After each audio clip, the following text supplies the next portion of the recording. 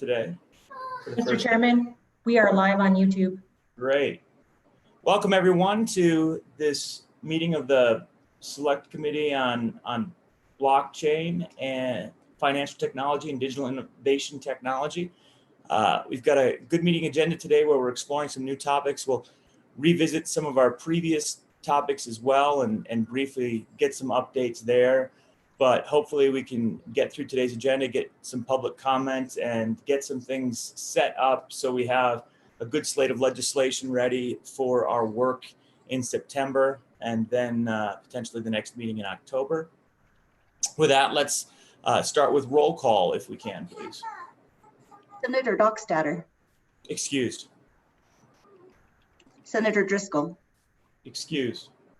Senator Nethercott. Present. Representative Greer. Here. Representative Lindholm. Here. Representative Yin. Here. Mr. Kaufman. Here. Ms. Long. Here. Mr. Revel. Excused. Co-Chairman Olson. Here. And Chairman Rothfuss. Here. All right. First thing we have up today on the agenda is announcements, and we've got a little bit of public comment there. So let's go to announcements. Kelly, what do we have on our announcement list to begin with? Just anything that the committee needed to address. Okay.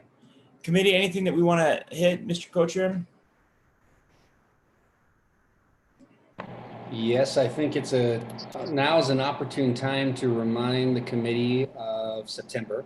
And we have an important event every September in Wyoming, and that is the blockchain stampede, the Wyoming Stampede, and the hackathon. And Mr. Co-Chairman, that's over in your country, over there in Laramie at the University of Wyoming. And what are the dates for that? Caitlin, do you have all the updates on what the schedule looks like, Andy? Sure. The Select Committee, as you know, is on the 23rd and 24th of September. And then Friday morning, the 25th, is when the big event kicks off with a keynote from Tim Draper, who is confirmed he is coming in person. And we're working on a couple of other big names who will be speaking right around that time. For the first time, I think all of the disparate Wyoming technology initiatives are being brought together. Silicon Couloir, the Array School in Cheyenne, there are a couple of other groups of venture capitalists in Casper and Cheyenne as well. And all of us are working on getting together and doing something that morning. So Friday morning is the big kickoff. And then the law conference, business conference, and developer conference also kicks off that day. And they'll be running simultaneously. The law conference is new, and it is eligible for continuing legal education credit for all the lawyers out there. And there are some pretty big names working on the law conference. And then it'll be over on Sunday. The hackathon will continue for the rest of the month since it's all virtual. That there will be, I think that doesn't end until October 24th. So that may be some of the confusion. It's not a month-long event. It's really a weekend-long event where the judging actually happens a month later. Right, thanks. And that's a good point. So obviously this year with circumstances as they are, we do have virtual events. You can participate in the hackathon virtually. You can participate in a lot of what we've been talking about virtually. So please check our webpage for that and contact us for any additional information that you may need. Mr. Co-Chairman, Yeah, I understand our own Governor Mark Gordon will be speaking. The Undersecretary Paul Debar that's Energy. Of course, our very own Caitlin Long. And the one and only Representative Tyler Lindholm as well. So there's will Tyler Lindholm be speaking at that? The Tyler Lindholm. Good to have him.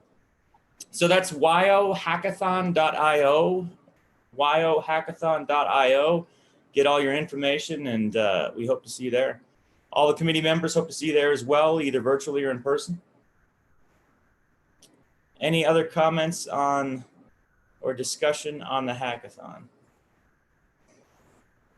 All right, great. Yeah, go ahead, Representative Lindholm. Yeah, thank you, Mr. Chairman. And just to the committee and those that are watching, I can't stress how important this event has become towards our initiative here in the state of Wyoming. This is our third year. Last year, we gave away in private funds that were raised, I think it was a little over 200 grand, wasn't it, Caitlin? Yep, that's right. Yeah, $200,000. And some of the winners were college students at UW. Some of them were junior high students in Shoshone. Yeah. So it's super important if you can take time out of your week to attend, because I think you'll be pleasantly surprised at the level of development that is happening in our little state, and why Wyoming is now being looked at as kind of a tech state in this regard. So it's super important. I hope all of you will take the time to attend because it is a pretty impressive event. Absolutely. Yeah, it was incredible last year. Expect it to be this year as well. Thank you, Representative. Anything else on the Stampede? All right. Thanks for that update on it. And any further announcements before we get to our agenda? I'll make some brief announcements about our protocol. For those that aren't familiar, obviously we're live streaming this event. Please make sure to share that so everyone who has an opportunity to tune in is interested in these topics can do so. Put that up on social media if you can. We will be proceeding as we normally do. If we do cast any votes, we'll probably do a show of hands to represent those votes. We will be inviting people in for public comments. Keep those public comments concise and directed on the topic. We do have a pretty long agenda today, so we want to make sure that we're getting that public comment, hearing all of it, but getting through it as quickly as we can. We also want to make sure that if you are joining us for public comment or to provide testimony, that you turn off the YouTube feed as you begin participation in the Zoom, because there'll be a few seconds of lag that tends to lead to significant confusion. If you're trying to watch them both at the same time, you don't know which person to answer. With that, Mr. Co-Chairman, any other thoughts before we get on with the agenda? I don't think so, Mr. Co-Chairman. Let's rock and roll. All right, let's do it. First topic then for our consideration is commercial filing system update. We've got some legislation that we can walk through, which is basically a draft that we've seen some of it before, some of the concepts before. We're trying to make sure that we accelerate this and provide the resources to get this commercial filing system that we've been talking about for a few years up and running, and so we can start getting some revenue and activity for the state for it. So with that, let's start with LSO staff to look at 21 LSO 0027, version 4, commercial filing system update. With that, David, I think you're going to walk us through it, if I'm not mistaken. That's correct, Mr. Chairman. Thank you, David. Thank you. David Hopkinson with the Legislative Service Office to walk through 21 LSO 27, working draft 0.4, commercial filing system update.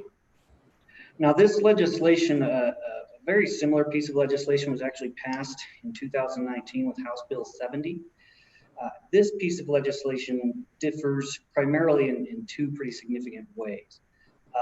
First, previous past legislation did not have an appropriation, did not provide any funding for a commercial filing system, whereas this draft does. And second, the previous legislation was permissive, whereas we will see this one requires the Secretary of State's office to take action. On page 2, the draft requires that not later than December 31st, 2021, the Secretary of State shall develop and implement a filing system through which all required filings could be filed. The bill draft requires that the Secretary of State shall endeavor to use blockchain technology, that the filing system shall also include an application programming interface, security measures, authenticated digital corporate identity, and other components determined by the Secretary of State to be best practices or likely to increase the effective and efficient administration of the laws of the state. It provides that they can use blockchain technology or other distributed ledger technology. Down at the bottom of page 2, in paragraph I, provides that the Secretary of State may consult with interested parties, including businesses, registered agents, attorneys, law enforcement, and other interested persons. On page 3, paragraph 2, they may partner with technology innovators and private companies to develop the necessary components. In subsection C, provides some definitions applicable to this section, provides a definition of application programming interface, a definition for blockchain, and a definition for required filings. The bottom of page 3 in section 2 provides that the Secretary of State may adopt rules to implement this act. On page 4, section 3 simply repeals the previous legislation, which is, as I indicated, is nearly identical to this. Section 4 provides for that appropriation, and it provides that beginning on April 1st, 2021, that the first $2.5 million collected under Wyoming Statute 1716-1630, and that is the corporate filing statute, requires that those be deposited in a newly created corporate filing system account. And then subsection B appropriates that $2.5 million to the Secretary of State's office with an effective date or the effective period ending June 30th, 2022. And then on page 5, section 5, this act would become effective immediately. And with that, I would stand for any questions.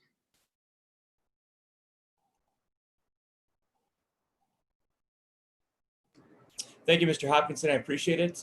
With that, let's go to the committee. Representative Greer. Mr. Chairman, I'm not finding my copy of the bill anywhere. All right. Let's see, Representative Greer, if you go, if you're on the website. I am. Excellent. You should see it as agenda item number 3 under materials, 21 LSO 27 version 4 commercial filing system update. Mr. Chairman, I'm on the website, and when I go to the details, the 8:25 meeting, all I get is a general description. There are no links, there's no agenda. Mr. Chairman? Yes, go ahead. Senator Nethercott. So I've seen this happen before in a couple legislative meetings where the link to those meeting materials, that link, the file isn't found, the error code 404. So that happened to me this morning. It appears that LSO is probably working on it, hoping so, because now the entire ability to link to those meeting materials is gone. And so they'll likely resubmit them and link that up here shortly. So that is Senator, are you not finding them either? Correct. Yeah, Mr. Co-Chairman, I'm there too. And What's that? The links. Go ahead, Mr. Co-Chairman. What? Yeah, I'm there as well. I don't see the links. Kelly and Mary Beth, just want to double check that you heard Senator Nethercott. I just want to make sure somebody is. Mr. Chairman, I've alerted our IT and I believe it's been fixed. If you just refresh. Refresh and check your email too. You just got a bill draft sent to you. Yeah, interesting. So I'm having no problem getting to them.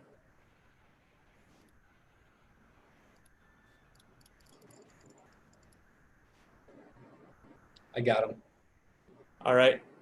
Representative Greer, are you back? Do you have them now? You back up?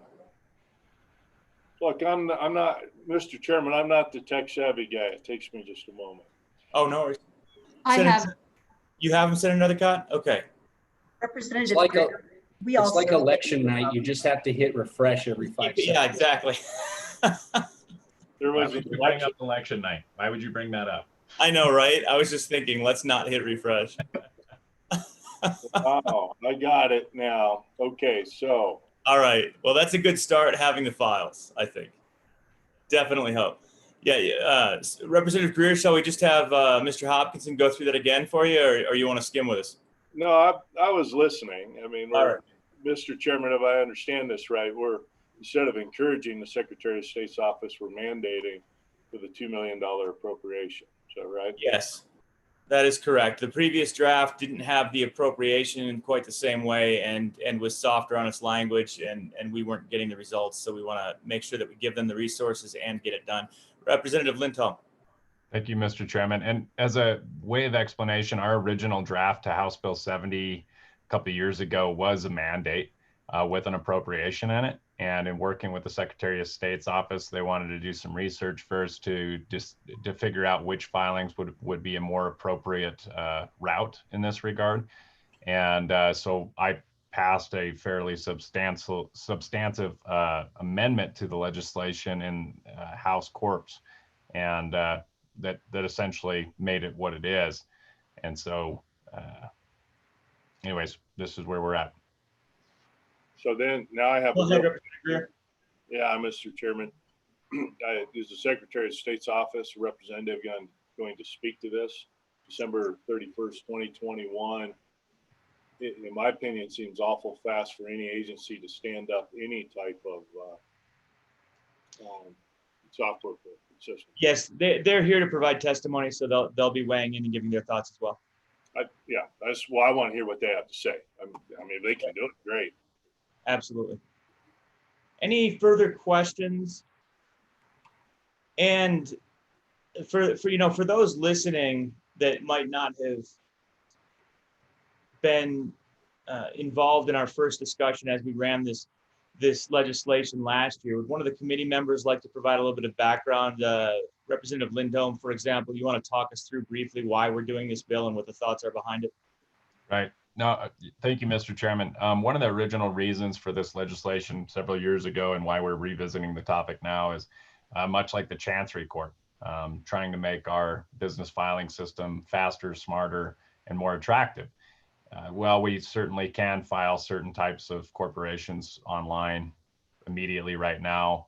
Some of the other functions as far as filing are lagging behind, and where you actually have to do it in person.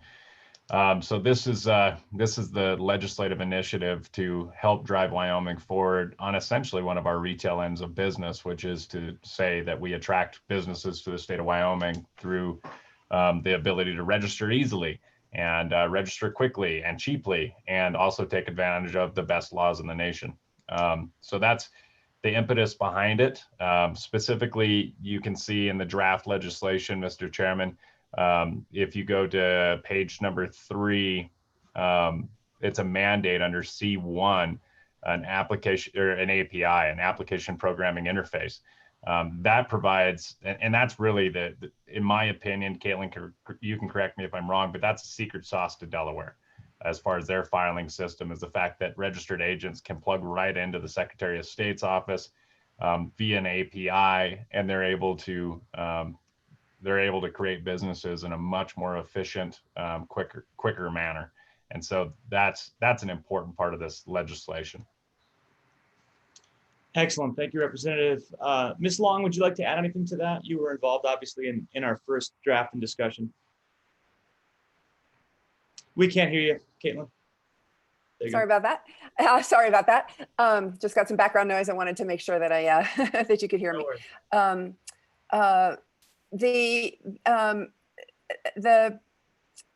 Yes, Delaware has an API. There are other states, Secretary of State's offices that also have an API. What that enables is for those who actually are interested in writing their own software to interface with that system, they can do so. And that automates a lot of functions. I shared with this committee some feedback from somebody who's a pretty frequent registrant of business entities, and he pointed out some real shortcomings with the corporation registration that we have in Wyoming, which is very manual.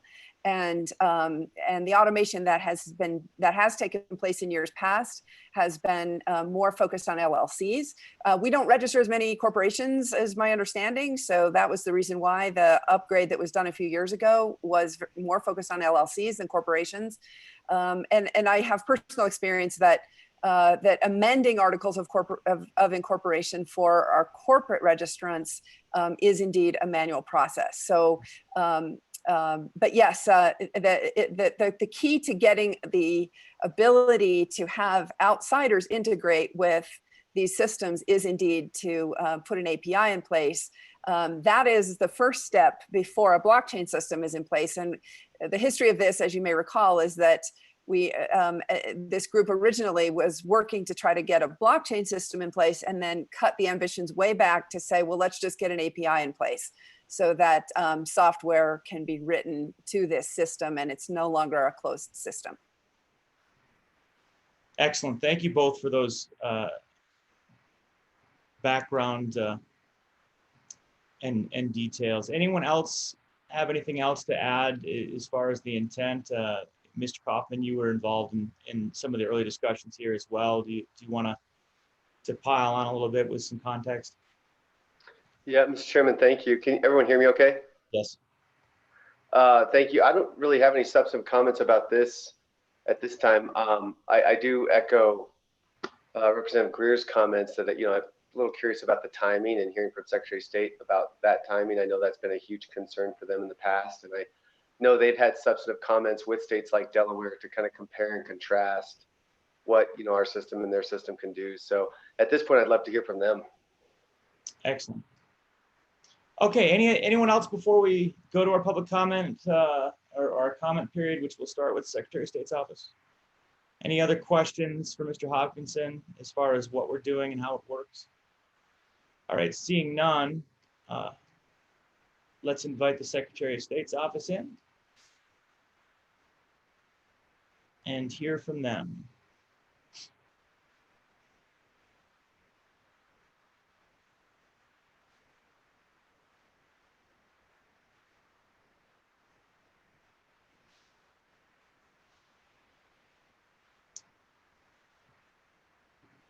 All right, we can see you now. We see a good group of you all here. Welcome. Good morning, Mr. Co-Chairman. Good morning, Mr. Secretary. I see some familiar faces, especially Mr. Hopkinson. Welcome to the legislative world. He and I worked together more recently, as did Monique is here as well. So I guess I'd like to start, and there's a lot to unpack here based on the comments that were just made, and I won't go into a lot of detail, with that. I would just say that many of the commercial registered agents have developed software on their own end to be able to file hundreds of entities through our online filing system. So there is the ability already to do that. It's true that the amendment process is a manual process. That's the case with any entity we have, and that's certainly something that we can work on and would like to do at some point in the future. Speaking to House Bill 70 and kind of the history of this is and we're going to have quite a bit more testimony on this probably from other experts in the field, because we had done a fair amount of research, consulted with folks that are on the forefront of blockchain technology, and we're told this is something that is really not something that we could utilize in an efficient manner, cost and otherwise. And so at that time we had the conversation about House Bill 70 with the good chairman of corporations, Representative Lindholm, and we decided we would scale back on House Bill 70 to make it more permissive.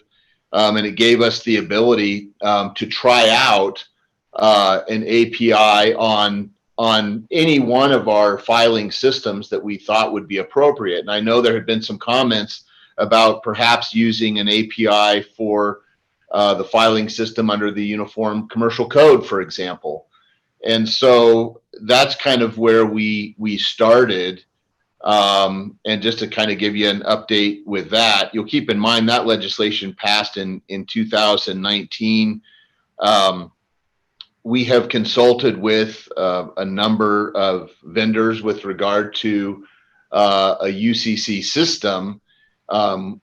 More recently this summer, we sent out a survey to credit lenders to kind of gauge interest for that. And then I had my own kind of conference with some vendors with regard to what this system would look like as far as what features it would need, what's possible, what other states had, and what we could borrow from, and a request for what a system like that might cost us. So that's kind of where House Bill 70 ended up, and those are the reasons why. House Bill 70, as I recall, also had the same deadline as this working draft has, and I think we're on a pretty good pace to achieve something with that regard. But I hear the comments like, well, we're doing this new version because we don't have the results we wanted. I need an explanation for that because I don't really understand it. We had kind of a compromise thought going forward with HB 70. And now I'll be quite honest with you, I'm a little surprised to find this going from permissive in May and giving me the ability to do what I do here with a rather small agency, and shifting to language that mandates me to do something that I may or may not be convinced yet is necessary. Having said that, I do want to add that, as before, we're open to any innovation and technology that can make life easier for Wyoming citizens, that could bring in extra revenue. But my understanding that we were going to take some smaller steps in this to explore how we could get there. Now, having said that, if this is the direction you're going, and you end up passing this legislation, we will certainly work with you in every way. But we feel like, or at least I feel like, there needs to be probably more voices at the table to decide what will and won't work in the state of Wyoming. I'll start with, I have a few questions, and I think I've heard some of the answers to those. I think the main answer to my question, which would be, what are we trying to solve? What are we trying to do? And the answer I'm hearing is that we want to raise revenue. And I don't think anybody can argue with that.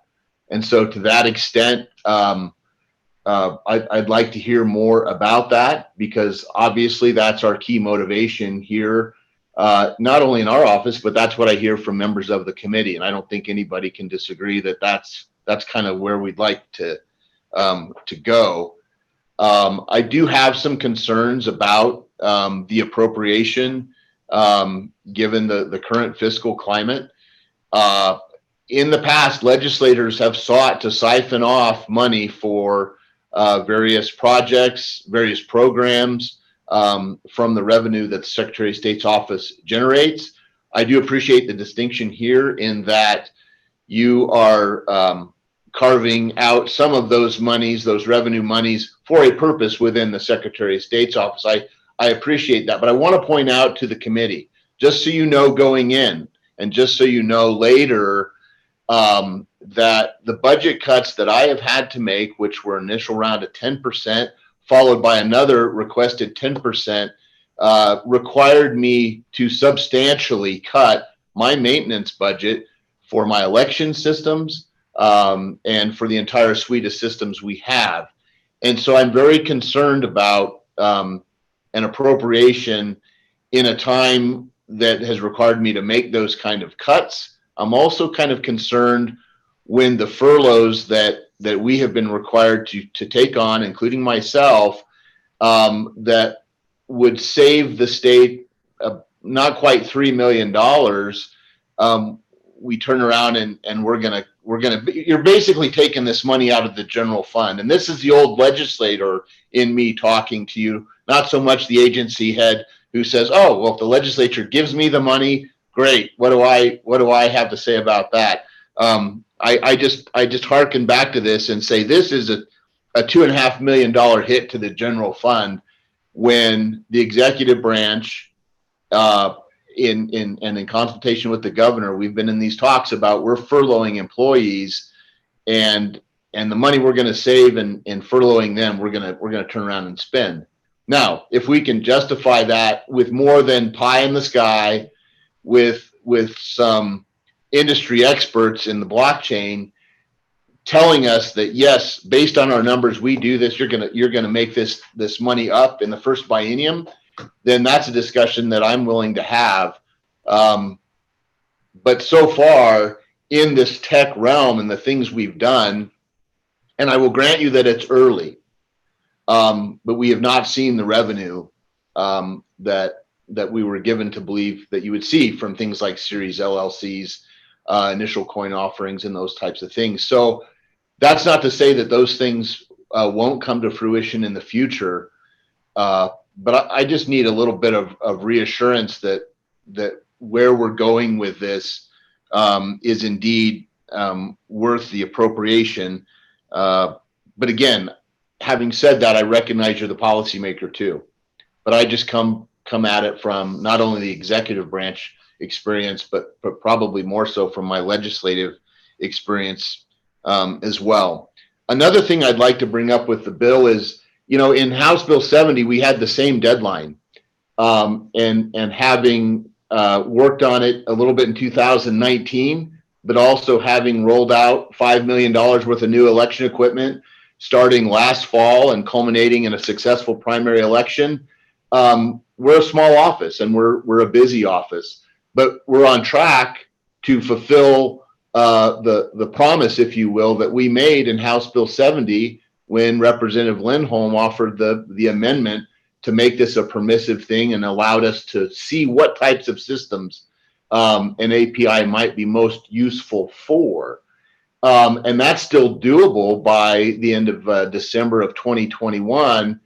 But I appreciate the comments from Representative Greer and Mr. Kaufman in that this is going to be effective as soon as the legislature adjourns. So you're talking, March of 21, and then you're giving me 8 or 9 months on something that I would argue is a much heavier lift than an API for UCC, especially since I haven't been working on an API for our commercial filing system in the business division. So I've got some issues with the timeline as well, if that's the direction that the committee wants to go in. I've got a lot of other information I could talk about. I don't want to belabor the point about, obviously, there's an opinion out there that our system is old or antiquated or some type of legacy system. I would push back against that. You can look at our numbers and the amount of money we generate. Just in 2020, from January 1st until now, we've had over 135,000 business filings on our system, which is an increase of about 25,000 from the same time frame in 2019. So it's not a clunky system. It's a system that's user friendly. Like any tech system, there are bugs we work out from time to time, but it's largely a wonderful system for us, and we're generating, as you know, a lot of revenue off of that system. Now, I'll close my comments by saying I'm open to the possibility of working through any system that can generate greater revenue for the state of Wyoming, but I also have to require that it makes sense for our office and for the state of Wyoming in the current fiscal climate. So with that, I will stand for any questions, and then I would ask you to go ahead and and answer the questions I posed to you as well. Thank you very much for the opportunity to appear before you this morning. Thank you, Mr. Secretary. Start with Co-Chairman Olson, and then I see Senator Dockstader.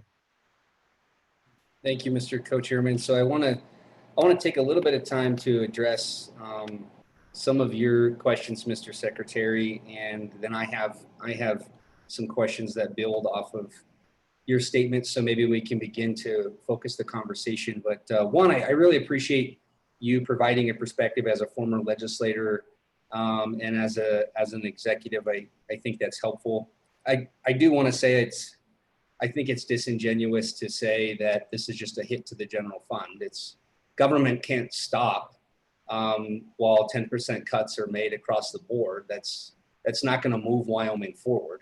That's going to move us backwards. What we have to do is what you indicated, Mr. Secretary, which is you're interested in investing in Wyoming's future if this can prove to bring revenue. And I think I want to help get you there to that train of thought. I agree with your desire to bring in experts to help you see that that is a sound investment. But I think it's important for the people of Wyoming to understand, and I think they do understand, that sometimes you have to spend money to make money.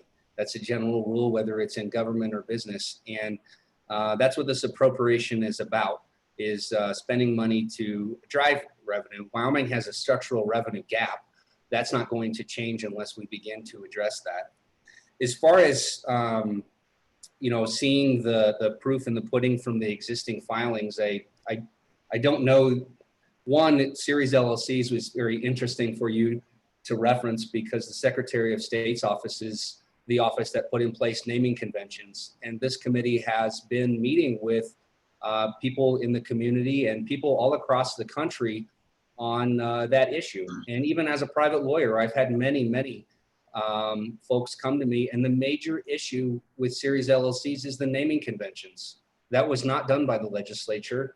I know you and I have met on that, and we've talked about it, and we tried to reach some changes, and we did, and I appreciate your help on that. But I want to be clear that there's work to be done there, and I hope we can continue that dialogue. But in terms of being business friendly, the naming conventions aren't.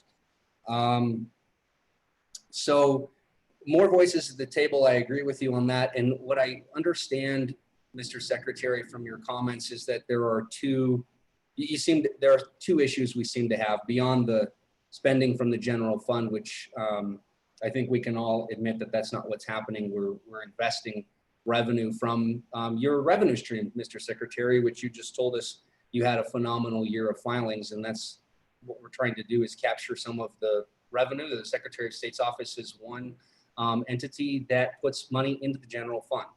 And so we want to invest that.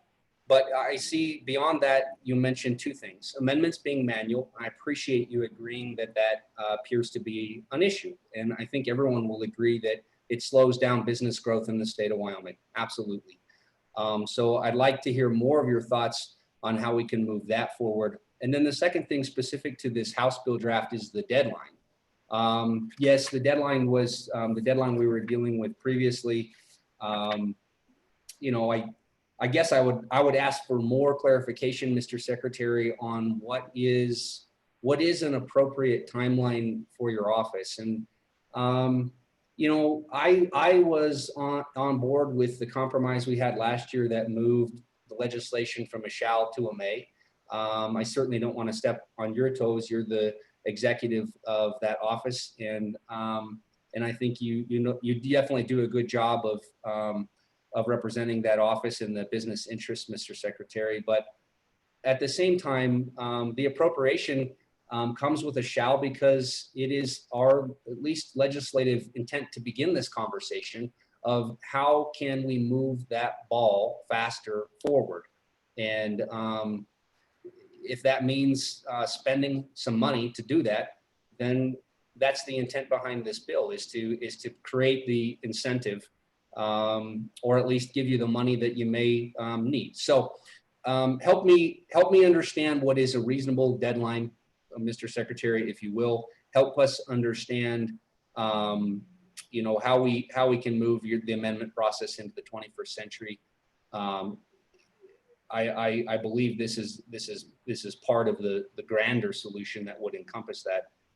And help me understand who you would like to see as the experts at the table, because I would love to bring them for you, Mr. Secretary. Thank you, Co-Chairman Olson. Mr. Secretary, do you want to respond to that? And then we'll go to Senator Dockstader. Just briefly, I would say I have an entire list of folks that I can get for you, and I think that the idea would be that they would appear at a subsequent meeting to help us better frame the issue and also develop a timeline. I don't know, Co-Chairman Olson, what the appropriate timeline for it is. You know, you look in the bill, and in the past we've had this thing. Well, we work with private companies and they can do it very quickly, and some of these things were kind of rudimentary things, and others may be more robust. I mean, it depends on what type of system you would envision and what type of system would work.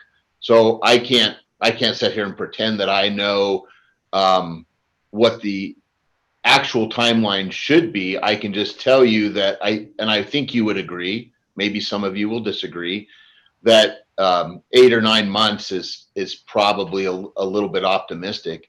And I have to kind of shift gears, I'll be honest, because you sent me down a road to explore other systems and ways to figure out if I could use an API in my office. And now I'm shifting gears on this. So that's just the way it worked out. So I don't know how long it will take, but I guess we'll have to kind of figure that out. I mean, we've got a little bit of time. I know we can change the dates in the legislation. As you know, there will be many opportunities to make this piece of legislation as good as it can be. So with that, I'll close and let Mr. Chairman call on somebody else. Thank you, Mr. Secretary. Senator Dockstader, you were up next, and then Representative Linton. Thank you, Mr. Chairman. Won't carry it further because some of it has been addressed, but as I came on board, it felt like we had reached out into the choir to bring those voices to the table, and maybe we need some that will expand our thought a little bit more and question what we're doing a little bit more. And while we're doing that, I was also concerned that we went from a shall to mandating language as kind of a cram down, but we've done that before with the 5 electeds and their positions, but still something that we need to ask ourselves, is that necessary? And I've got concerns when we're issuing furloughs and we're siphoning off money for other things. We're not seeing the revenue from our coin offerings. Those are great concerns. I think we need to proceed cautiously here and make sure that we hear from an expanded audience. And Mr. Secretary, if you want to address any of those, you kind of have, but if you want to follow up, that'll be fine as well. Thank you, Mr. Chairman. Thank you, Senator. Mr. Secretary, anything on that before we go to Representative Lindholm? No, sir. I think that ground's been covered. Thank you. Thank you, Secretary. Representative Lindholm. Thank you, Mr. Chairman. I just want, I'd heard the comment that, now we're moving forward with a $2.5 million spend after a 10% cut. Yeah, but that's kind of disingenuous and not entirely the truth. June 12th was when the motion was made to draft this legislation. The governor's budget cut, 10% wasn't put in place until July 13th. So I can't predict the future. Nobody can. I wasn't even the one that made the motion. And I just wanted to kind of, I don't think anybody's intent is to make that appearance or anything like that. So I just wanted to say, hey, whoa. Thank you, Representative. Mr. Chairman. Go ahead, Mr. Secretary. Yeah, to good Representative Lindholm. Yeah, it wasn't intended in any way of slight or anything like that. You're right on the timeline. It's just as we sit here today. My observation is as we sit here today, and the furloughs are in place. The employees are they've been furloughed. Everyone's kind of taken their hit. So I didn't mean any offense by that comment, or that I know it came after the fact, but as we sit here today, I think it's a valid observation, but thank you. Thank you, Mr. Secretary. Any further questions for Secretary Buchanan? Yes, Representative Yen. Thank you, Mr. Chairman. I do share some of the concerns over the amount of the appropriation, and at the same time as we are in a financial crisis. But I also think it's important that we start streamlining our infrastructure in the state to make it more amenable to business. However, so my question to the Secretary is, what can we do to offset this appropriation? Could we do something like some small nominal fee increases for just like a set period of time to make up for this capital expense? Are there anything that you would find amenable to help move this along? Thank you, Representative. Mr. Secretary.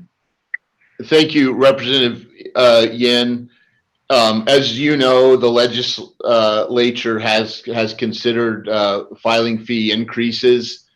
In years past, I've taken a rather agnostic view of those because I know that if you go too far, you kill the golden goose. And my advice to the committee was always, proceed carefully. I'll follow your lead as the policymakers, but just proceed carefully. So I guess my answer to that is I don't know how much any fee increase that would be appropriate would raise enough to offset this. I don't have the math in front of me.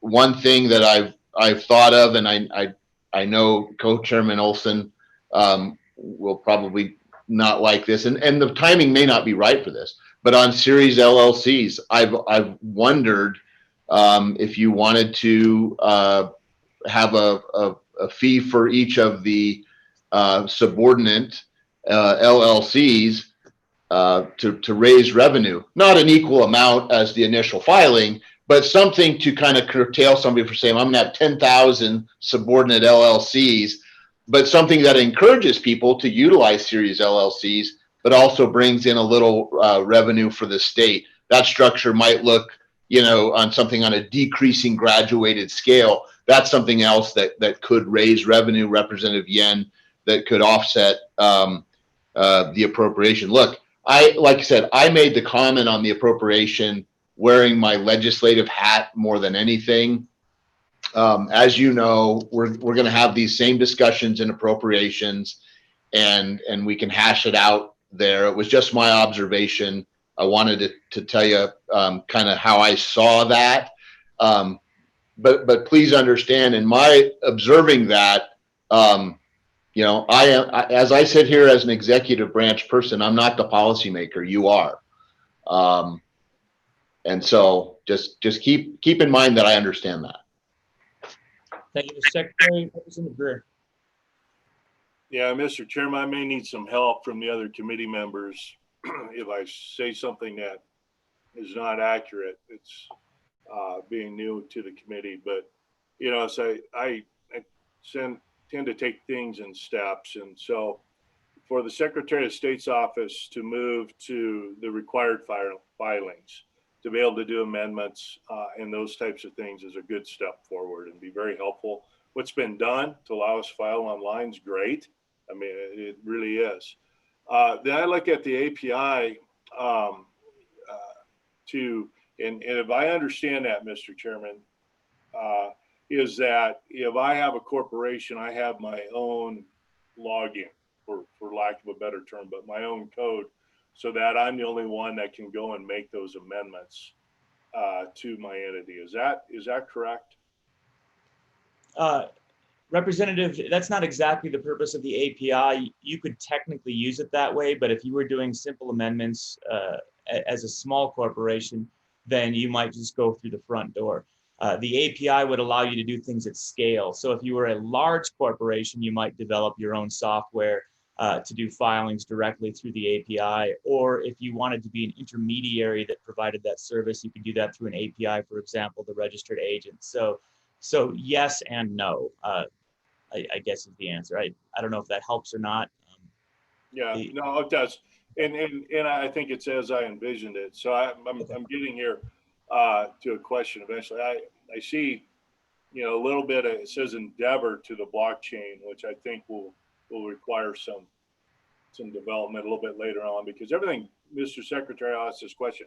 Everything that's filed with the Secretary of State's office is a public record. Is that right? Mr. Secretary? Except financial information. Everything except financial information. Okay, thank you. And then, so I would guess in that step or hierarchy as we're moving forward, and I'll just ask, how is the office doing, Mr. Secretary, with the required filings and taking that next step?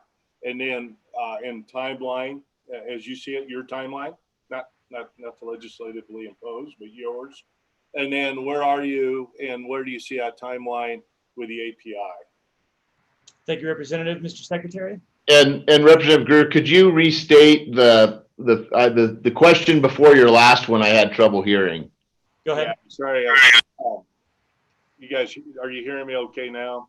I got a little feedback somewhere. I don't know why. But so I look at this as maybe I'm wrong, but Mr. Secretary, your first step is how do we get to all the required filings? How can we do all those online? And where are you with that? And what is your timeline? And then the second question is as you have been working on the API, studying it, figuring out how that would work in Wyoming, where are you and what is your timeline? Mr. Secretary.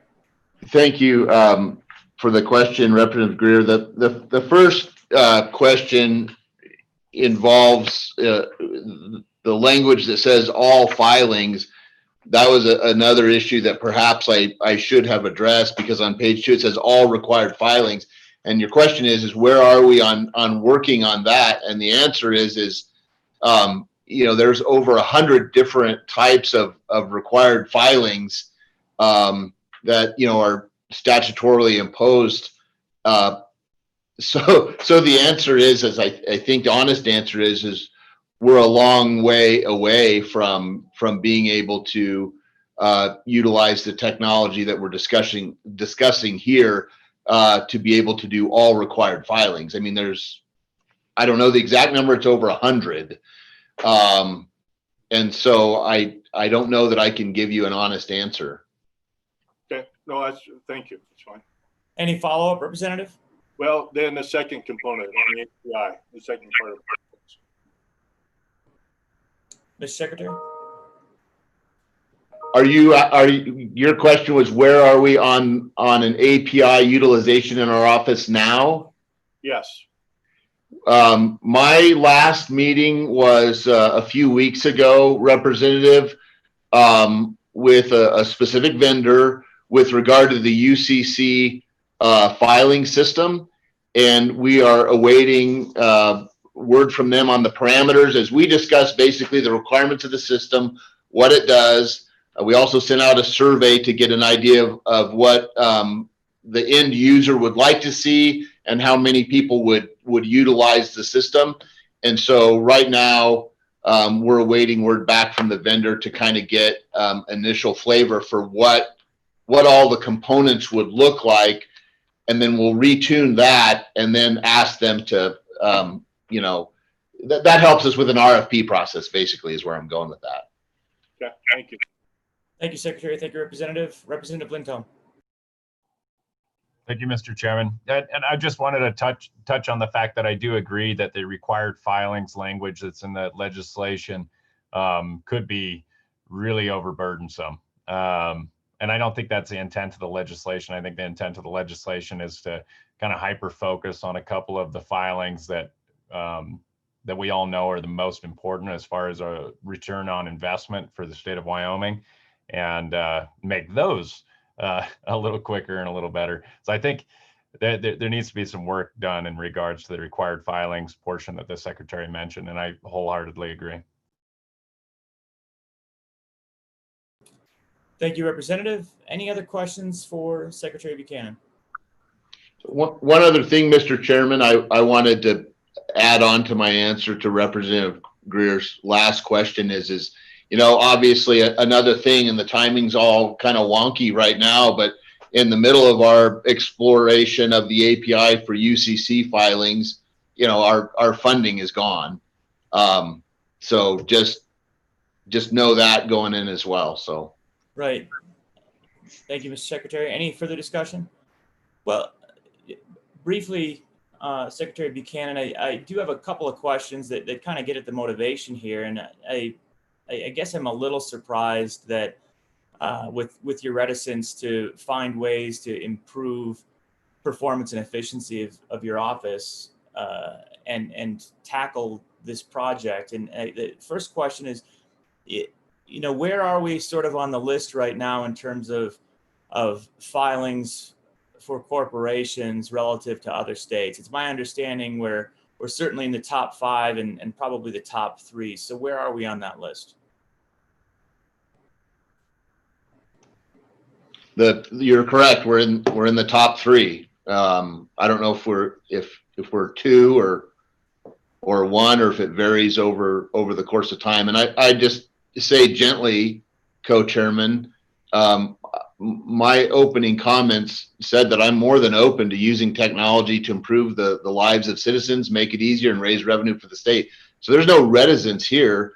I'm just one that I feel like my comments are grounded in some form of reality. But that doesn't mean that there's a reticence or reluctance to move forward in areas where we can make improvements. But funding is funding. And I guess I just, the observations I make are grounded in reality, but in no way are intended to show any type of recalcitrance whatsoever. So I don't want you to get that idea from me, Senator. On that, though, what's the gross revenue for the business side of your office versus the gross expenses for the business side of your office? Ballpark is fine.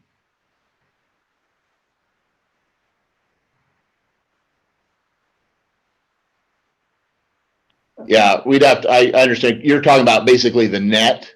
Yeah. Yeah. We might be able to come up with a ballpark here while we're just sitting here. So if you'll stand by. Sure.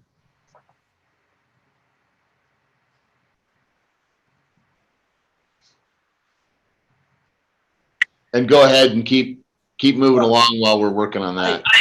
Mr. Secretary, I really just wanted to kind of compare that to the corporate filing leader, which we recognize as Delaware, which has more capacity to do online filings. And while not a complete API system, they're working in that direction, and they're more robust in their ability to have third-party filings and bulk filings. And I kind of wanted to compare the magnitude there. In other words, look at the market that's available to us, where if we invest at this point in time, we have an opportunity to capture more of that market. So I kind of wanted to take a look at, you're a profit center.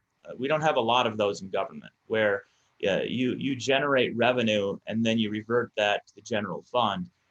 The concept of this legislation is to recognize that you're a profit center, to take a portion of those annual profits that have been growing in recent years, reinvest them in what you do so that you can do them better, identify ways to do that to the best of our ability, because there's a lot of flexibility in this legislation, and then utilize those gains to make more revenue for the state, which has been the purpose of Representative Lindholm's committee for a number of years. And it would be my supposition that a lot of the reason why you've been successful and been growing is because of changes in statute that legislators have made in recent years that have advantaged corporations in the state of Wyoming disproportionately to other states. So what I'm really exploring here with you is why that's not a good investment for us at a time of financial hardship, why we wouldn't take some of those growing funds, reinvest them in one of our successful profit centers, which is your office, and try to make more revenue for the state and make better business climate, better business conditions for the state. So I'd like to know how much money we're making now, and then understand better the potential additional revenue in the future if we were to enable you. And thank you, Mr. Co-Chairman. That's exactly right. And that's why I think that we need folks to weigh in on this legislation that could look at economies of scale and take a look at it and say, what's your return on investment on this?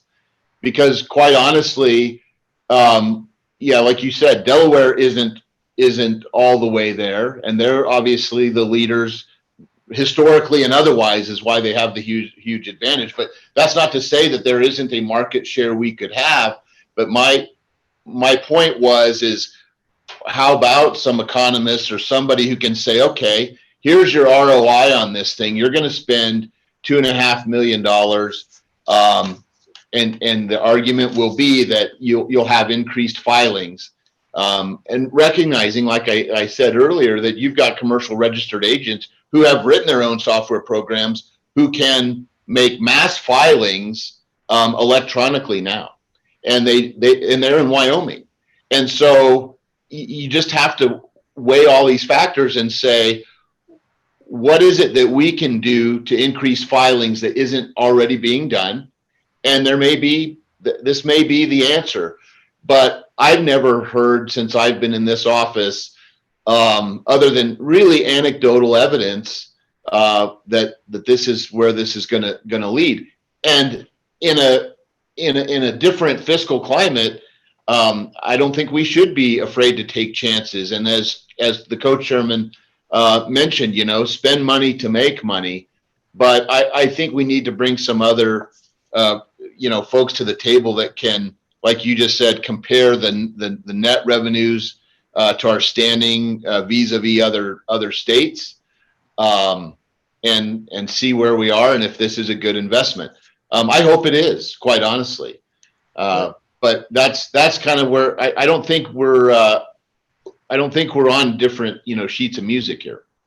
Okay, well, and it's my understanding that the state of Delaware has an additional $1 billion+ per year of revenue off of corporate filings relative to us. Is that fair? I don't want to get more specific than that since we don't have details in front of us, but is it fair to say that they bring in over an additional $1 billion in corporate filing fees per year? I'm sorry, who is they? The state of Delaware. I do not know that. Okay. Representative Lindholm, you had your hand up first.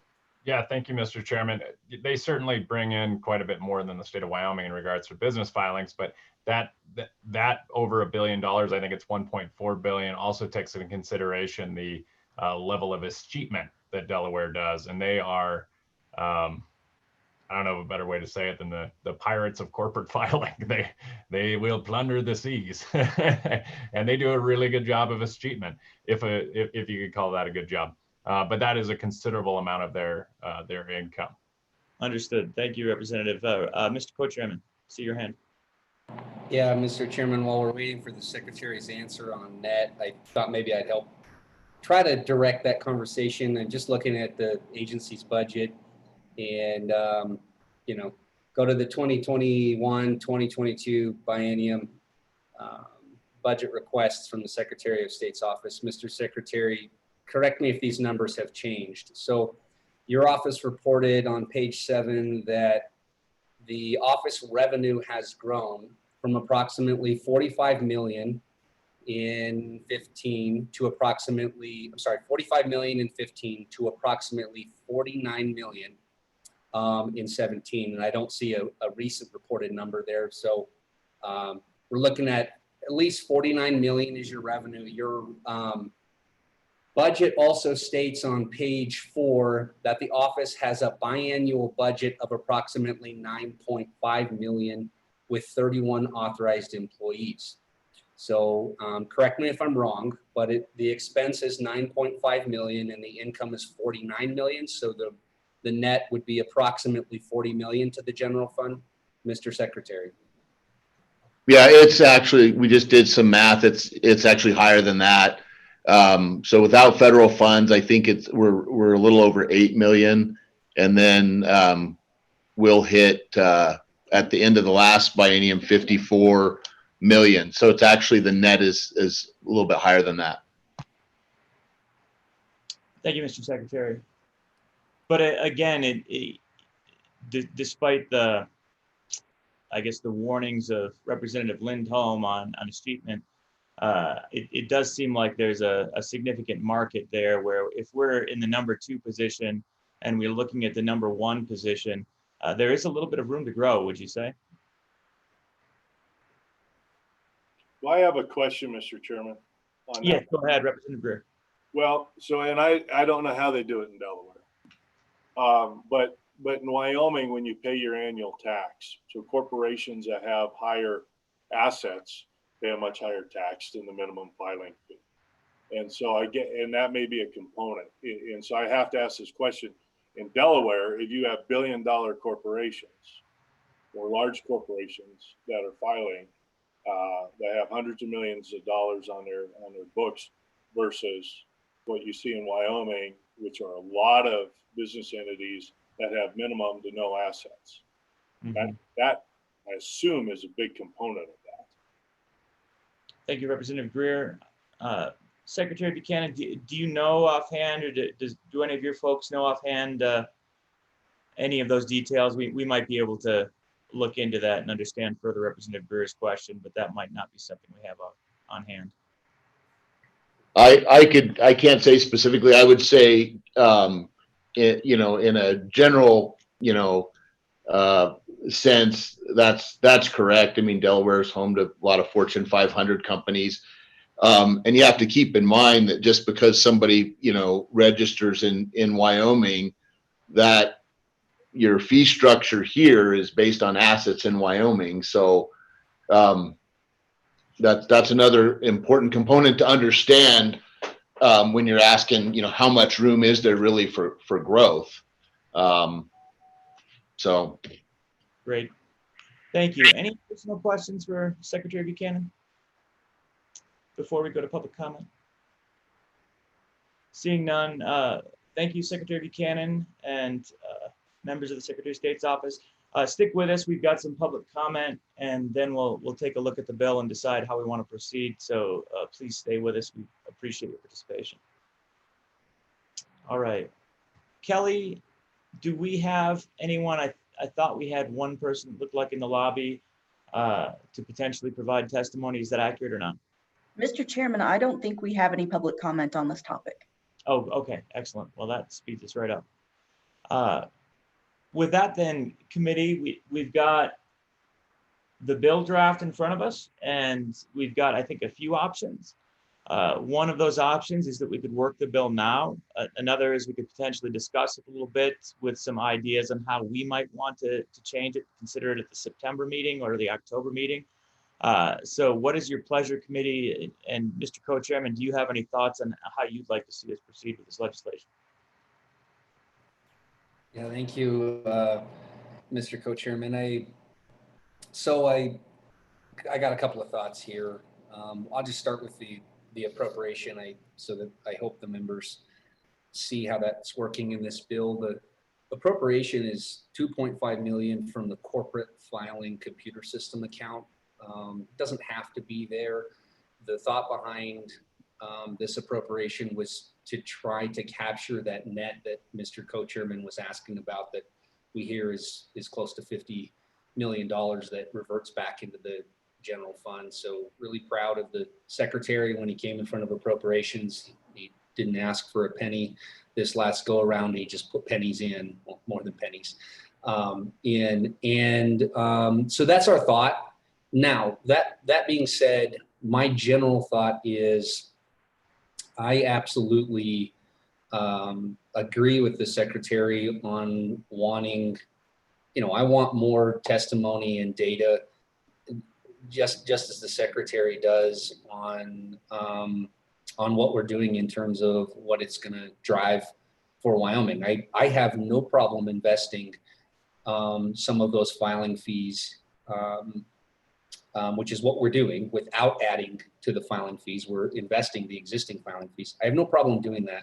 But I would like to hear more from our industries. I know I've heard some over the years, but I don't know that anyone needs to go out and hire an economist, but I would love to hear more from our industries on what that's going to do. I know we started the conversation, Mr. Co-Chairman, in the interim with IBM and Delaware, and Representative Greer made a good point. I don't know what Delaware does. Well, I don't either, but I know that they make $1 billion more than we do a year, and a lot of that is escheatment, which is in large part why we actually put together the Chancery Court. That has a lot to do with that and that process.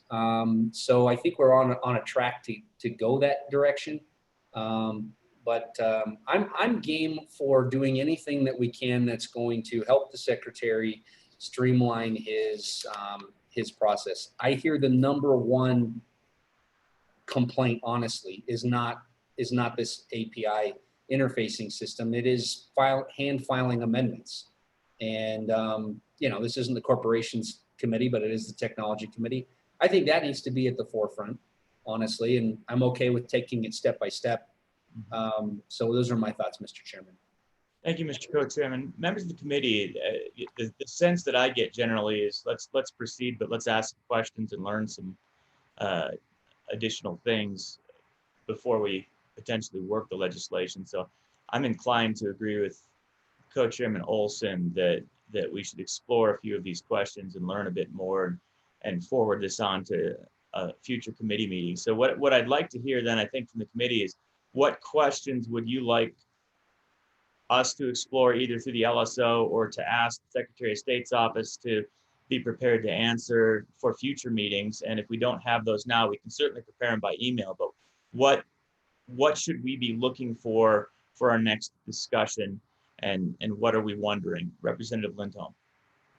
Thank you, Mr. Chairman. My request would be to the Secretary of State's office for any suggested amendments they might have on the legislation, because the reality is, if they don't like it, it's going to be super easy to kill this next go around.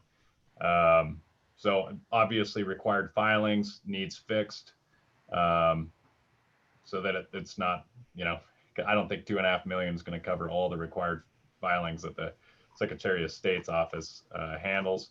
And then anything else, obviously they're probably going to come forward with a May, but that's a fight for another day. And I think that would move this discussion along pretty quickly if they would bring forward any kind of suggested amendments that they have. Thank you, Representative. Mr. Kaufman. Thanks, Mr. Chairman. Just a couple of comments, because I really agree with a lot of the tone of the discussion. I mean, I myself am almost a daily user of the Secretary of State's website, and so pushing the tech, I think, is a great idea. I think pushing for additional revenue is a great idea. The two questions, though, that really come to mind, and I spent quite a bit of time last year investigating this, not so much in the last few months, so maybe some of this data is dated. But my first question would be, is distributed ledger technology really the right thing to be using for this particular system? Again, I'm a huge proponent of blockchain technology, but I got specific input from some major tech folks saying, I don't know if that's the route you want to go down specifically for this system. And I also, uncovered some information suggesting that Delaware kind of came to the same conclusion, that while they're using APIs for certain components of their system, they're not necessarily doing that with a blockchain or distributed ledger system. So I don't know enough about those specifics to, make or take a position today. So I think if we could get more information and detail on those, that would be really helpful. Thank you, Mr. Kaufman. And I think that's an essential point, as well as what should be developed. I will point out, though, the language that's in the proposed draft does not require a distributed ledger technology. It suggests one be explored for that purpose, recognizing that it is not a good choice to use distributed ledger technology for all transactions and all databases. There are a lot that are a good idea. So you would want to, I think, be nuanced in that analysis, but I think that's an important thing for us to explore. Ms. Long. Thank you, Mr. Chairman. I would like to actually take it in a slightly different direction, which is, it's kind of appalling that there are 100 different types of filings. That's a lot of forced interaction between individuals and government. And in a time when there is a big reduction in resources, a lot of those filings, especially if they require an acknowledgement from the Secretary of State that's not automated, they're just going to be delayed. Are all of those 100 filings really necessary in today's day and age? And maybe that's a good place to start, where resources can be freed up on things where we really don't need to force interaction between citizens and the government like that. Thank you, Ms. Long. Yeah, I think that's a good exploration as well. We did that in the education sector over the last few years, just trying to look at which reports are pointless and aren't being used, and we cut a pretty substantial number and then consolidated another handful, and perhaps the Secretary of State's office has already been looking into that. Anything else that we'd like to ask? Yes, Senator Dockstader, to you. Thank you, Mr. Chairman. Not so much questions, but I think the questions will come with answers from the Secretary of State and the amendments they offer. But have we fully explored the voices at the table? Do we need anybody that's perhaps more or perhaps less user-friendly that we can make sure that everything is addressed before we move forward, maybe in September? Thank you, Mr. Chairman. Thank you, Senator. Anyone else? I saw Co-Chairman Olson. Go ahead. Yeah, Mr. Chairman, I was just I know that the Secretary and I had this discussion, and he said he's got a list of folks. I'd like to, we'll get with LSO, but Mr. Secretary, if you would please, in my exchange with you, you referenced that you would have a list of folks that you would like to hear from. I know at one point in the conversation you referenced the economists, but if you would prepare your list of who you think can contribute to the conversation as well. We'll have LSO reach back to you, Mr. Cohen. I think we tried this in the first meeting. I think you and I were trying to find someone from Delaware. I think it might be helpful to get someone from Delaware. We had IBM, but to have that conversation with IBM, but from both ends of the spectrum. One, we know that the IBM contract was $750,000. We're appropriating 2.5 million. So I think that's important to understand the dollars, but also I think it would be important if we could have someone from Delaware, at the heart of Mr. Secretary's question is tangible proof, more than pie in the sky, as he put it, that this is an investment. And the state of Delaware thought that it was an investment. I'd like to hear more from them, Mr. Chairman, on why they thought it would bring revenue to their state. And we'll bring IBM back in and talk to them. And they took a contract, but they took a contract because they believed their product was going to produce something for the people of Delaware. So I think that conversation is going to be important for this, and hopefully helpful to enlighten all of us. Thank you, Mr. Pritchard.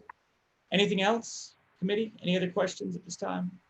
Seeing none, Mr. Secretary, I'll go back to you for any thoughts and final comments before we move on and forward this to the next meeting with some requests for additional information, both from us and from you. Thank you, Mr. Co-Chairman, and both Senator Rothfuss and Representative Olson and committee members for the opportunity to discuss this. I'll just reiterate, we're more than willing partners in making things better. And I think where we've ended up today will help us find answers that will tell us whether or not this is a wise investment. So I greatly appreciate that line of thinking, and appreciate your time today and the opportunity to appear before you. Thank you very much. Great. Thank you very much, Secretary Buchanan. I appreciate your time as well, and that of your staff, and look forward to the next conversation on this. Help us help you on this. We really believe there's a lot of potential for Wyoming to grow in this space through your leadership in the office, and we want to make sure that can happen. And again, thanks for your time. All right, final thoughts, committee, before we move on? All right, seeing none, we'll forward that legislation to the next meeting and get some additional information for everybody. If you have any more questions that you think of, please forward those as soon as possible to our staff and to Co-Chairman Olson and I, so we can include those in the analysis moving forward. Next topic for our consideration is disclosure of private cryptographic keys. We have a draft to consider, which is 21 also 0028 version 0.3. This is a discussion that we looked into last year, and I believe we're just bringing back the same draft we ended up in its final form going to the legislature last year. And with that, Mr. Hopkinson, please walk us through the private cryptographic keys draft, and then we'll get a little bit of background information on why this is a thing from some committee members as well. So start giving some thought to that, folks that have been involved in this in the past. Go ahead, Mr. Hopkinson.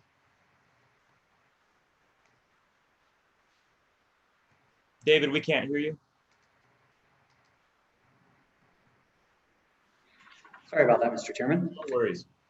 This is 21 LSO 28 working draft 0.3.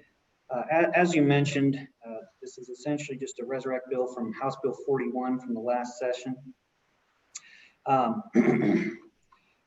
This bill overall would prevent disclosure of private keys in certain proceedings, and when the key only relates to a digital security or virtual currency. It's a pretty short bill, but you will see that there is a staff comment there. That staff comment has language that was originally presented to the committee in September of 2019, and we were asked to include that just for comparison purposes as part of this discussion. The differences between the language in the bill draft and in the staff comment are highlighted in bold for the committee's reference, but essentially there are two primary changes. One refers to, in the bill draft itself, it uses the language digital security or virtual currency, and in the original language it was digital asset, other interest, or right. The language from September also referred to criminal proceedings, which the current bill draft does not refer to criminal proceedings, only to civil, administrative, legislative, or other proceeding. And then the final difference to note is the use of the inclusion of the word only in the bill draft, which specifically provides that no person should be compelled to produce a key that only relates to a digital security or virtual currency. On page 3, it provides for the definition of private key, which is just incorporating the definition found in Wyoming Statute 3429-103E, which, just for the committee's reference, it's defined as follows. Private key means a unique element of cryptographic data or any substantially similar analog, which is A, held by a person, B, paired with a unique publicly available element of cryptographic data, and C, associated with an algorithm that is necessary to carry out an encryption or decryption required to execute a transaction. This act would take effect July 1st, 2021. And with that, I would stand for any questions. Excellent. Thank you, Mr. Hopkinson. Any questions off the bat? Yeah. Representative Greer, go ahead.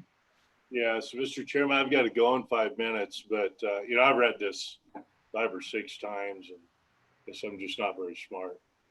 I mean, I don't know what it does. Just mean I can hide my assets in a divorce? No. So Representative Greer, that was how I wanted to start, actually, was with an explanation from perhaps Ms. Long, Representative Lindholm, Representative Yin, to walk through what this really does and what the real significance of it is, because it is absolutely correct, as Representative Greer pointed out, it's not fully clear just by reading the legislation what this means or does. So would one of the folks that's been involved in this discussion for a while like to provide a little background for Representative Greer and the rest of the committee? Yeah, Representative Lindholm, go ahead. Thank you, Mr. Chairman. I was just gonna appoint Ms. Long to make the broad discussion about private versus public keys and why the differentiation is important, especially in this regard. That sounds great. Ms. Long, to you. Mr. Chairman, Representative Lindholm and Representative Greer, what this bill really does is make it just distinguishes that the private key is the asset. And because these are bearer instruments, that being required to reveal the private key means the asset literally is compromised. We also heard very compelling testimony from 2 witnesses when we first brought up this bill in Laramie. Was it last year or the year before? I can't remember now. One of whom talked about the way private keys are stored by custodians of digital assets, that if a judge ever required the disclosure of the private key, that literally all of the other assets that are tied to that key, which could be billions and billions of dollars of assets, are compromised. And there is no means by which the disclosure of that private key could be done securely. And it's the nature of the way the private key, public-private key cryptography works. There is a root key, and if a judge ever required disclosure of that root key, literally everything else is compromised. We heard that from the General Counsel of Kraken, who was a former US attorney, Mary Beth Buchanan, who explained that this is actually, there is a good public policy reason because of the way cryptography works to require or to prohibit the compelled disclosure of that. Now, that does not mean, and she did answer that question, could you make off with digital assets in a divorce or otherwise conceal them? The judge would still have the power to require the party to deliver the asset. There's a difference between transferring the asset on a blockchain versus revealing the private key. And the judge would be able to get the information about how many assets the appellant has in the case, because they know what the public key is. The public key is disclosed and available for everybody to read. It's the private key that is unique and different. And it is a bearer instrument. So it would be essentially analogous to, instead of requiring the defendant in a divorce case to turn over the contents of the safe deposit box, it would be the equivalent of the judge himself going to the safe deposit box and taking possession of the assets. You can always compel someone to deliver the asset. You can always compel someone to disclose it. You can even compel someone to sign it with the private key to prove that they actually do own it. But if you actually require disclosure of the private key, it opens up a whole other can of worms. There's another analogy that I think is important to share, which is that a private key is really quite different than a password. There's been discussion of compelled disclosure of passwords. Passwords give access to accounts. A private key in this instance, though, is the asset itself. And so, and once it's turned over, it's not like you can go back and change the password to create a new secure one. Once it's turned over, it is permanently compromised. And again, because of the way that some of the custodians work, disclosing a required disclosure of that root key literally puts all other assets connected to that root key at risk. And so there are just better ways to achieve the same result than requiring the disclosure of the private key. It really isn't like a password where you can just change it to a new one and make your account secure again. So, Mr. Chairman, you're on mute. Yeah, and I do need to go. I hate to do this, but I do have one question for Caitlin. No, go ahead. When we say to disclose a digital security or virtual currency, we've got that language there. Is that broad enough? Is that all? And I didn't have an opportunity to go back and look at those definitions, which I know we've been working on. Is that broad enough? And that would be a question for the committee. And I apologize, but this meeting it took me a long time to get set up, and I should be about an hour. No worries. Sorry, Representative Greer, the short answer is no, it's not broad enough. We'll probably be working on that as one of the things we're going to work on. And we won't pass this bill. We'll do it next time anyway. More time. So take care. All right. Yeah, Senator Nethercott. Thank you. As you know, I probably was the most vocal dissident to the concept, and I have appreciated all the effort to provide additional understanding of the concept. It still gives me grave reservation for how, because this would be the first novel concept of this idea, I think, in the history of United States jurisprudence, that there would be something statutorily that could be hidden from the courts or from the truth, right? And so when our system of law is designed to seek truth, this would be a tool that could potentially be used to evade truth. So I know that I think I'm the only one on this committee who feels that way. And there's this strong desire to provide this service to those who would protect those assets. And I get that. But I really would like an objective debate, particularly from Mr. Kaufman, as to how this could not be used as a tool for nefarious purposes. And I'm not talking about assets in a divorce, even though that's important because that's a fair system of law. You know, I'm really talking about maybe some larger, more national security type concerns associated with hiding truth. Thank you, Senator. Mr. Kaufman, go ahead. So thank you, Senator Nethercott, for calling me out. And we've obviously had this discussion offline a few times. But I mean, the way I see this is obviously digital assets in general are a new asset class. This is nascent, and the rights and the ways in which you protect that asset class are not something that, you know, a lot of the statutory structures we have in place have really contemplated dealing with. And as you know, as Caitlin mentioned, as it stands now, at least a lot of these assets are akin to bearer instruments, and the way that you convey title and transfer ownership of those bearer instruments is through that private key, and that private key can never be reclaimed once it's compromised. So it's fundamentally different to me than just the identity of assets, which on a lot of blockchains is pretty easy to find out and pretty easy to trace. And so if it's a matter of just, you know, transparency and finding out what an individual actor is doing with an asset, to me, that's not the question, because there are a lot of ways to currently do that, and law enforcement is getting very sophisticated at that.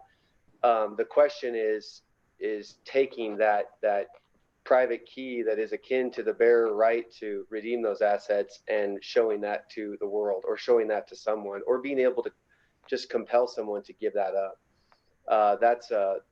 I personally, I think that's gonna, if you can compel someone to disclose their private key, I think we're going to see the industry move to greater lengths, quite frankly, to hide the private key, to break it up, you know, to put it in places where it can't be discovered. So, you know, we're working to sort of holistically define these rights surrounding digital assets. And, you know, I would just ask you to consider that this is a new asset class that we don't really have, at least in my mind. We've tried to make metaphors for it, but we don't have a good metaphor for it.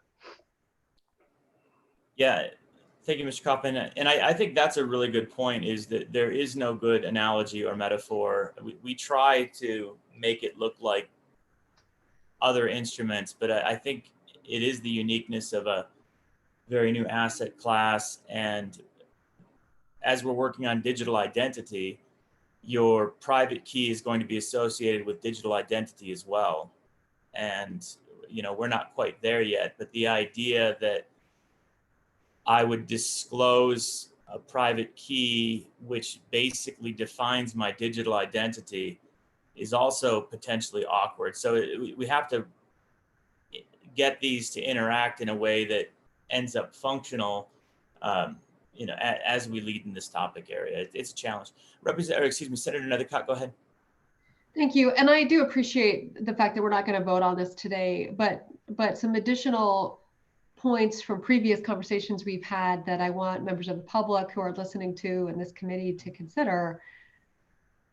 You know, I appreciate the default. What happens sometimes in this committee is it's just so new and it's just so exciting, and the geeks have done it. And so, okay, legislators, just go ahead and pass this law, even though you're never going to understand it. You know, that can't be our comfort zone. That can't be the default position of it's new and different, and so it's got to be okay, right? We really have to think that through.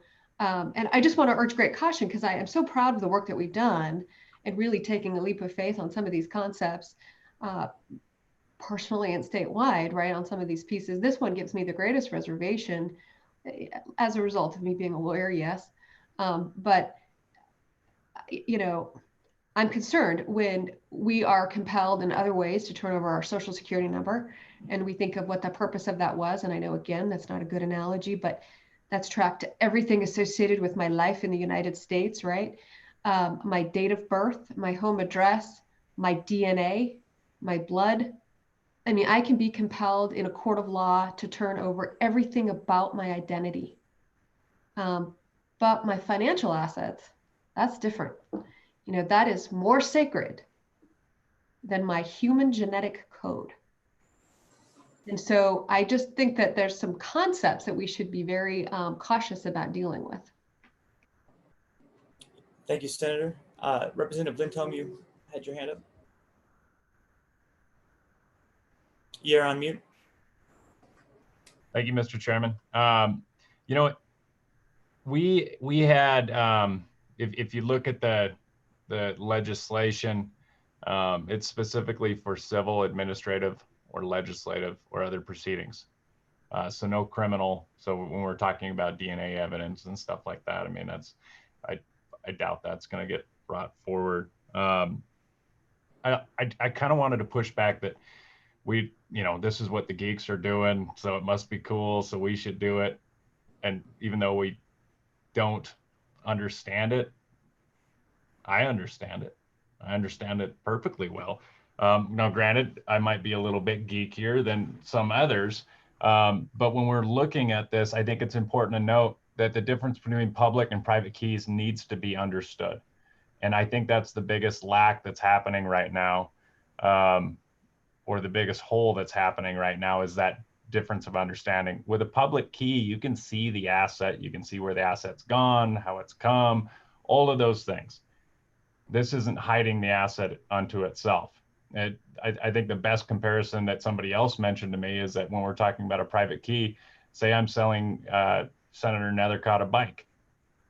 With the ability to disclose my private key in this situation of selling a bike, I also have to show Senator Nethercott the combination to my lock, even though I'm selling the bike and the transaction hasn't taken place yet.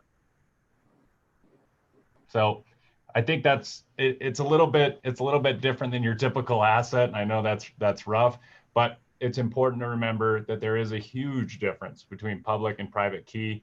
And it's important to remember that you can still see where the asset has gone, where it has come from, all with a public key.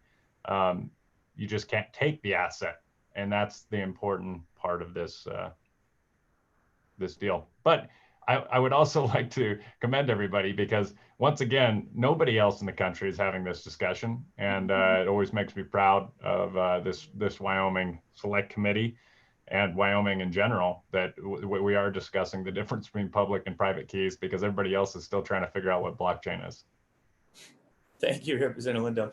And I will say that, you know, while the draft as it's written doesn't include criminal, I would like to include criminal in the language personally. To me, I would support a complete exclusion of private keys from being disclosed and compelled. So I do want that discussion on the table, and we'll see where it goes. But I just wanted to be clear, based on the point that Representative Lindholm made, that that's not in it as it's drafted. I think we should still discuss that. I don't want that to be out of the discussion point yet. I saw, all right, we've got Chairman Olson's hand up. Go ahead.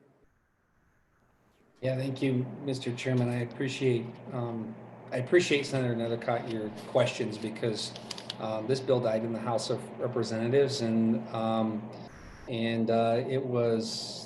it is a very difficult topic, I think, for folks to wrap their heads around and to trust that the right safeguards exist in our judicial system, and to trust and understand why is there this special protection here. So I appreciate that.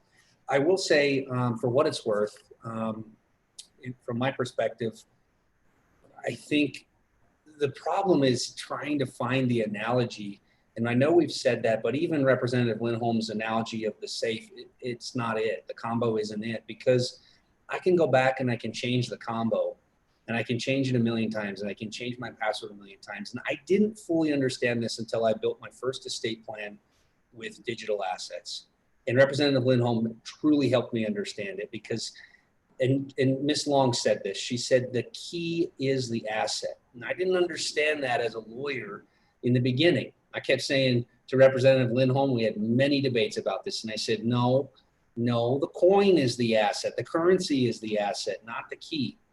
And then when I invested, yes, Representative Lindholm, when I invested in coin, it finally clicked because my key is it. It will never change. If I lose my key, I don't get to go back to the company I invested through and say, hey, can you give me my key again? It's it. It's gone. It's gone forever because it is unique in all time. It cannot be changed. And I think when we understand truly, for lack of a better word, the sacredness of the key, that is why it derives a certain protection.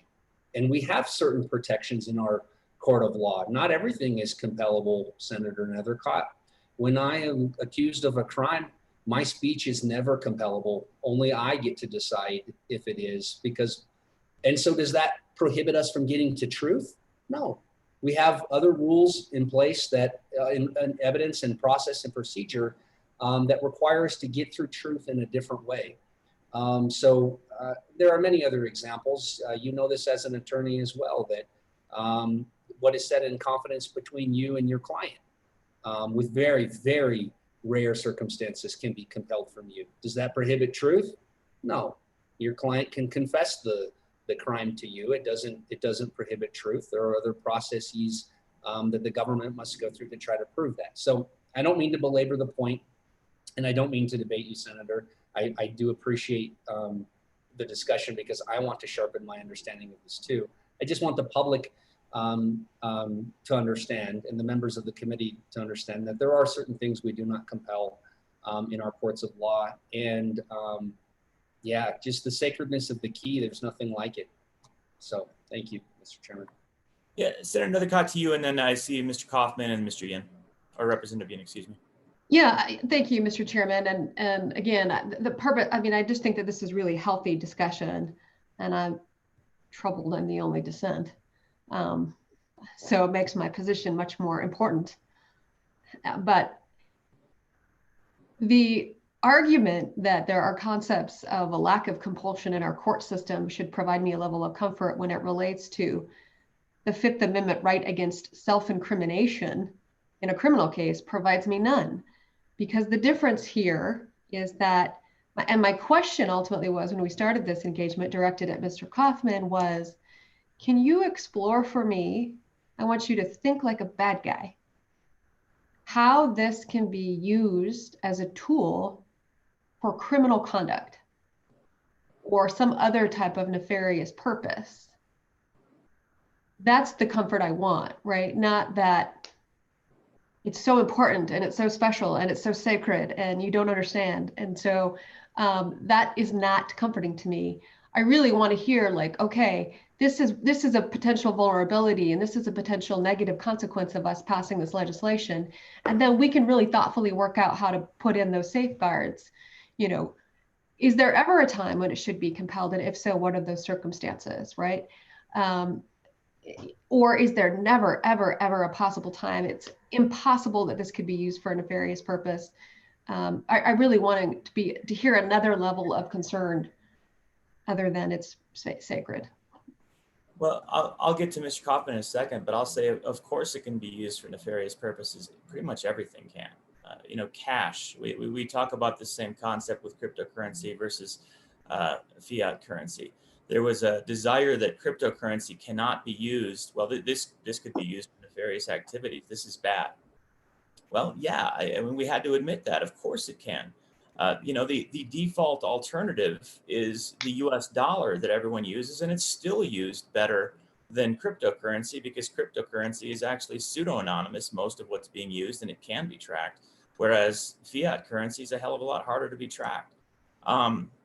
We can't hold these advanced technologies to standards that we wouldn't hold traditional technologies to. There's no way we can be pristine and reach the burden of proof that this could never be used nefariously.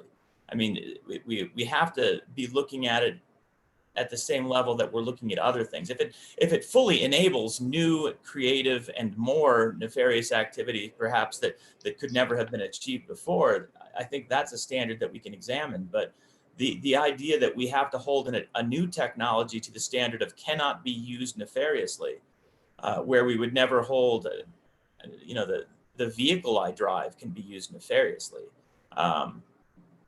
there's just no limit to the number of things that we engage in, do, own, encourage the use of, that have nefarious potential applications. So, Mr. Kaufman, go ahead.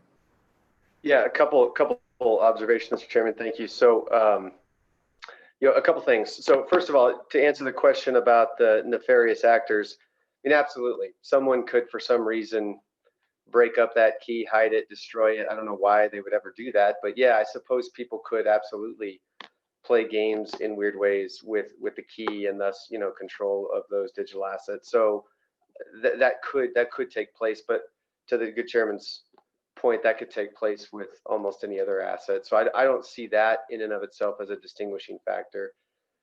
One of the persuading aspects of this for me when we worked through this last year was that this would be, again, in my mind, a new legal right for purposes of collection or self-help that doesn't really exist with any other assets. Because imagine a judgment creditor, right, being able to force you to produce all of your assets in cash tangible form here today, so that I could collect if and when I'm ready. That would be sort of one of the best metaphors that I could personally come up with to this, is being able to force someone to compel their private key so that you as a judgment creditor could control all of the assets, which might include other assets that aren't even subject to the judgment. So it could potentially shift the burden of self-help. As a side note, I think we might see the banking industry and financial custody services move to that at some point in time as sort of a form of guarantee. But that's a private contract matter, not a matter of right.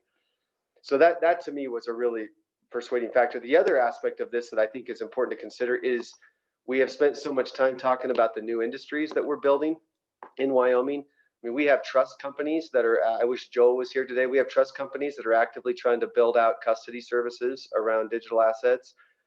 We have banks that are even looking at building out, products and service lines with respect to digital custody of assets. And so if we want to protect those service providers and give them a level of comfort of operating, this is the kind of statutory protection that I think becomes really important for them too, and helps draw those operators to the state, knowing that, hey, if I'm safekeeping someone else's digital asset, that I as a business can't be compelled to provide that because I have my own creditor separate and apart from that of my customers or clients.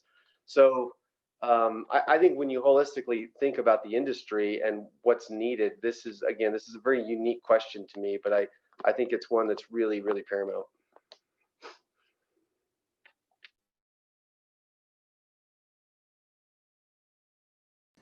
Representative Ian, go ahead. Thank you, Mr. Chairman. So for me, it really comes down to what is the risk of enacting a policy like this? Is it low? Are the cases, the possibility of nefarious action so low where the benefits outweigh the risk? Or is it something where it could be a common occurrence where you could have problems down the road where lots of people try to take advantage of something that we grant them in this bill, where it becomes a real problem that outweighs any of the benefits? So the question for me is, are there situations where it could be common? And something that I kind of envision in my head is, so let's say we do add criminal proceedings, or maybe it's in a civil proceeding where I want information from your hard drive, but you put your private key on every single hard drive in your in all of your computers, on your phone, everywhere. Could you prevent compelling law enforcement or to search your phone or any of your devices by just saying, I have a private key on all my devices. You can't look at them because you'll be able to see my private key, which holds assets in maybe like $5 in Bitcoin just because I put it there to keep you from looking at it. Is that a possibility for nefarious actors to do? And if it is there anything that we can do around it? So one thing that I would like to suggest as maybe an alternative to just prevention of all compelling the private keys is maybe a requirement of some sort of key escrow, where a third party that can be trusted by both government entities and the person in question can be used to verify what assets are in the private key, or verify assets that have data that also include the private key in it to prevent the actual disclosure of private key to a government entity. So somewhere in between, or some sort of compromise solution where, people can know that their assets are protected, but still allow law enforcement and other proceedings to be able to determine what is the truth, but just using a third party. So that's my suggestion to the committee. Thank you, Mr. Chairman. Thank you, Representative. Any additional questions or thoughts?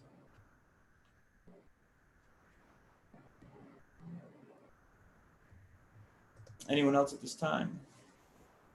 Yep, go ahead, Senator Nethercott.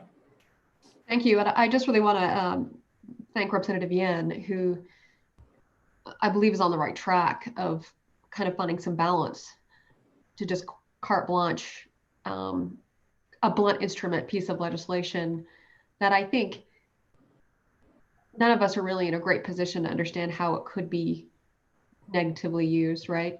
And I hear the good co-chairman Rothfuss say anything can be used for nefarious purposes, yes, but nothing else in the history of United States jurisprudence is prohibited from court compelling disclosure, right? And so this is different. And so recognizing just how unique everything about this topic is, are there some procedural protections that we can put in without just this blunt instrument, so that bad actors can at least hesitate first before proceeding with using anything for nefarious purposes? I just want to make sure that Wyoming, all the work we have done doesn't get jeopardized by creating a safe haven for bad actors. And Representative Yen is right. I mean, in everything that we do, there's a cost benefit analysis, and there's a risk to all legislation that we pass. But, I could see one epically bad actor doing, that would be globally relevant. And that's just the position that I come from, right, with my background. But those are my fundamental concerns. And again, sometimes you have to drag me into some of these positions, and I can get on board, but I still feel very uncomfortable about this. Additional discussion. Yeah, Mr. Co-Chairman, go ahead. Yeah, Mr. Chairman, I want to thank Representative Yin for being the one to think like a criminal. Just kidding, Representative Yin. I appreciate that example too. But I want to clarify, it is not true that in all of U.S. jurisprudence there is nothing that's been sacred that can't be compelled. Just do some. Caitlin Miss Long started this conversation. This is a debate in jurisprudence currently, only it's in the realm of passwords. The Supreme Court of Pennsylvania, for example, dealt with a 64-character password, said, nope, law enforcement, you can't compel it. So is it settled? No, but I think that is a good analogy when we think of it as a password. I think it's important to understand that this isn't necessarily as unique as we make it. The world of courts in the United States are debating whether we can or cannot compel passwords. And there's mixed view from mixed courts. So just wanted to be clear on that, Mr. Chairman. Thank you, Mr. Co-Chairman. Senator Nethercott, go ahead. Thank you, Mr. Chairman. I do think it's important to distinguish having statutory prohibitions against the compelling of evidence versus case law in very case-specific circumstances, primarily related to evidence concerning child exploitation, about the compelling of passwords in order to get that very unlawful material. And that's the source of that jurisprudence. So just to see what can be hidden behind a private cryptographic key may be much more important or much more vile than what we're contemplating here. And so I know nobody wants to go down those roads, but that's the source of all of this case law you're talking about, right? That's generated this. So I just kind of want to put it back there. And then I would ask for LSO perhaps to provide a memo or a staff comment as to actually the legal concerns associated with this type of legislation, to give us guidance from a very objective viewpoint, not representing any particular clients or interests or stakeholders on this topic. Thank you, Senator Nethercott. Mr. Coffin, go ahead. Thank you, Mr. Chairman. Valid point there, I think, actually, about what could potentially be, behind a private key. But just speaking for myself personally, that's one of the reasons I'm comfortable leaving out the criminal exemption in this statute, because if we're talking about child exploitation or something like that, obviously, to me, that's a completely different discussion. where I'm coming from in this discussion is largely more just the civil protection of assets, you know, between otherwise contracting private parties. And so to me, there is a bit of a moral distinction between what you're bringing up. Thank you, Mr. Kaufman. Any further discussion? Further discussion at this time? And it's my understanding that today we don't have any public testimony. Is that accurate? Mr. Chairman, that is accurate. Okay. Well, this is one for further discussion, and you know, we've had again a good discussion. I think we can try and bring in some independent experts, try and get some other independent thoughts on this, as Senator Nethercott suggested. Maybe we can get a memo from LSO taking a look at this and have this discussion further about what can and can't be done currently, what should and shouldn't be done, and we'll continue this discussion later. Representative Lindholm, though, I saw your hand go up. Go ahead. Yeah, thank you, Mr. Chairman. And I think the meeting in Laramie, if we do get to do that in person, Mr. Chairman, you're on Management Council. Hopefully you can make that happen. If we do get to do that in person, there will be a bunch of people there with a lot more experience in regards to digital assets than all of us combined. So that might be a good opportunity to really bend their ear. Yes, absolutely. And there certainly are folks that are experienced, and we have heard from experts previously. And maybe we can get those and other experts that have some experience in this to weigh in. This gets back just to the traditional discussion that any type of privacy is inconvenient and doesn't help the government accomplish its interests, but we have to figure out where we draw those lines and where we want to stand on those policies. All right, excellent. Well, I think the next item on the agenda is a little bit of a break. We're about 13 minutes behind, but that's fine. I think we'll probably make up time on the next two topics where we've got some good time scheduled. So let's take a 10-minute break if we can, or we'll come back and start up at 10:40. How does that sound? So 10:40, be ready to go. So mute your mics and mute your video, please. See y'all then.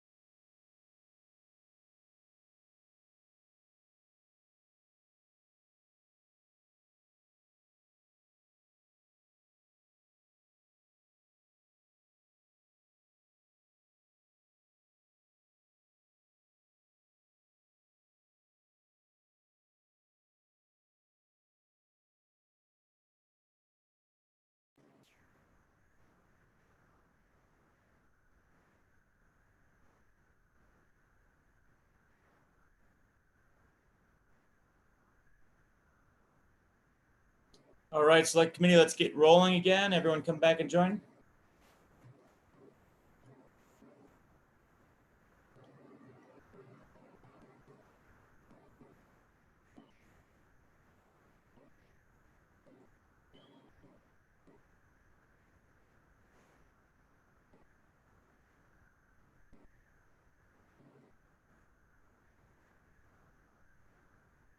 All right, we'll get going with the next topic. I think we've got a few more that'll join, and Representative Greer ought to be back hopefully in the not so distant future. The next topic for our consideration is an ICO/crowdfunding discussion, some potential amendments to statute. And this is a topic that Mr. Kaufman would like to raise with us. And it seems like it's a good little bit of a fix for us to consider. So Mr. Kaufman, the floor is yours. Thank you, Mr. Chairman. And I'll try to kind of run through this real briefly and then of course open it up for questions. But by way of a quick background, Mr. Chairman, as the co-chairs requested of this committee to bring forth ideas, regarding any topic within the purview of this committee to help spur on new business growth in Wyoming. This is a particular statute that's near and dear to my heart. I've worked on it for a number of years. But just quick background, when a new company, any company is raising capital for its venture, it's got some decisions it has to make with respect to how it goes about raising that capital. The SEC, the Securities Exchange Commission, federally regulates that kind of activity, and locally here within the state, our Secretary of State's office regulates that on a statewide basis. And one of the keys for companies that are raising money is to find an exemption pathway wherein they can raise private investment from investors without the need for public registration of that security. We call them private placement exemptions. And so there's a number of private placement exemptions available in federal statute. There's fewer available in state statute, but there are a few available. So a few years ago, I can't remember how many, I think it was 4 years ago, if I remember correctly, the Secretary of State brought forth some legislative proposals and change, and namely the WIN statute, as we call it, which stands for Wyoming Invest Now, was one of them. And you may all remember that the WIN statute is essentially an intrastate, meaning within the state bounds of Wyoming, crowdfunding exemption. And crowdfunding gets confusing to a lot of people because there's different types of crowdfunding. There's product-based crowdfunding where, sites like Kickstarter or GoFundMe, you can offer a product before it's available, for example, and offer pre-sales in a way to raise money. Well, that's not a security because you're selling a product. When you're selling an equity, though, an equity piece of your company, that's a security, that's a differently regulated activity.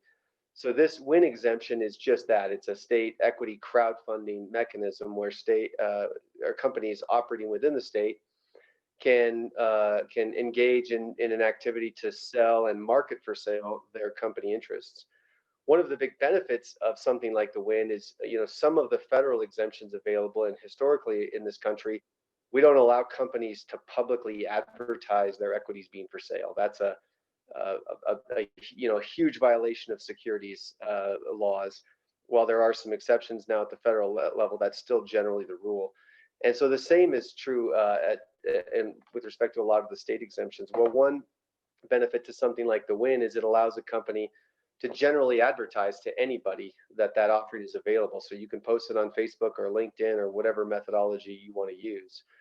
The trade-off, though, is there's some rules that you have to follow. And so, for example, to fall within the intrastate exemption, obviously the purchasers of that security all have to be within the state of Wyoming, and there's a bunch of other rules.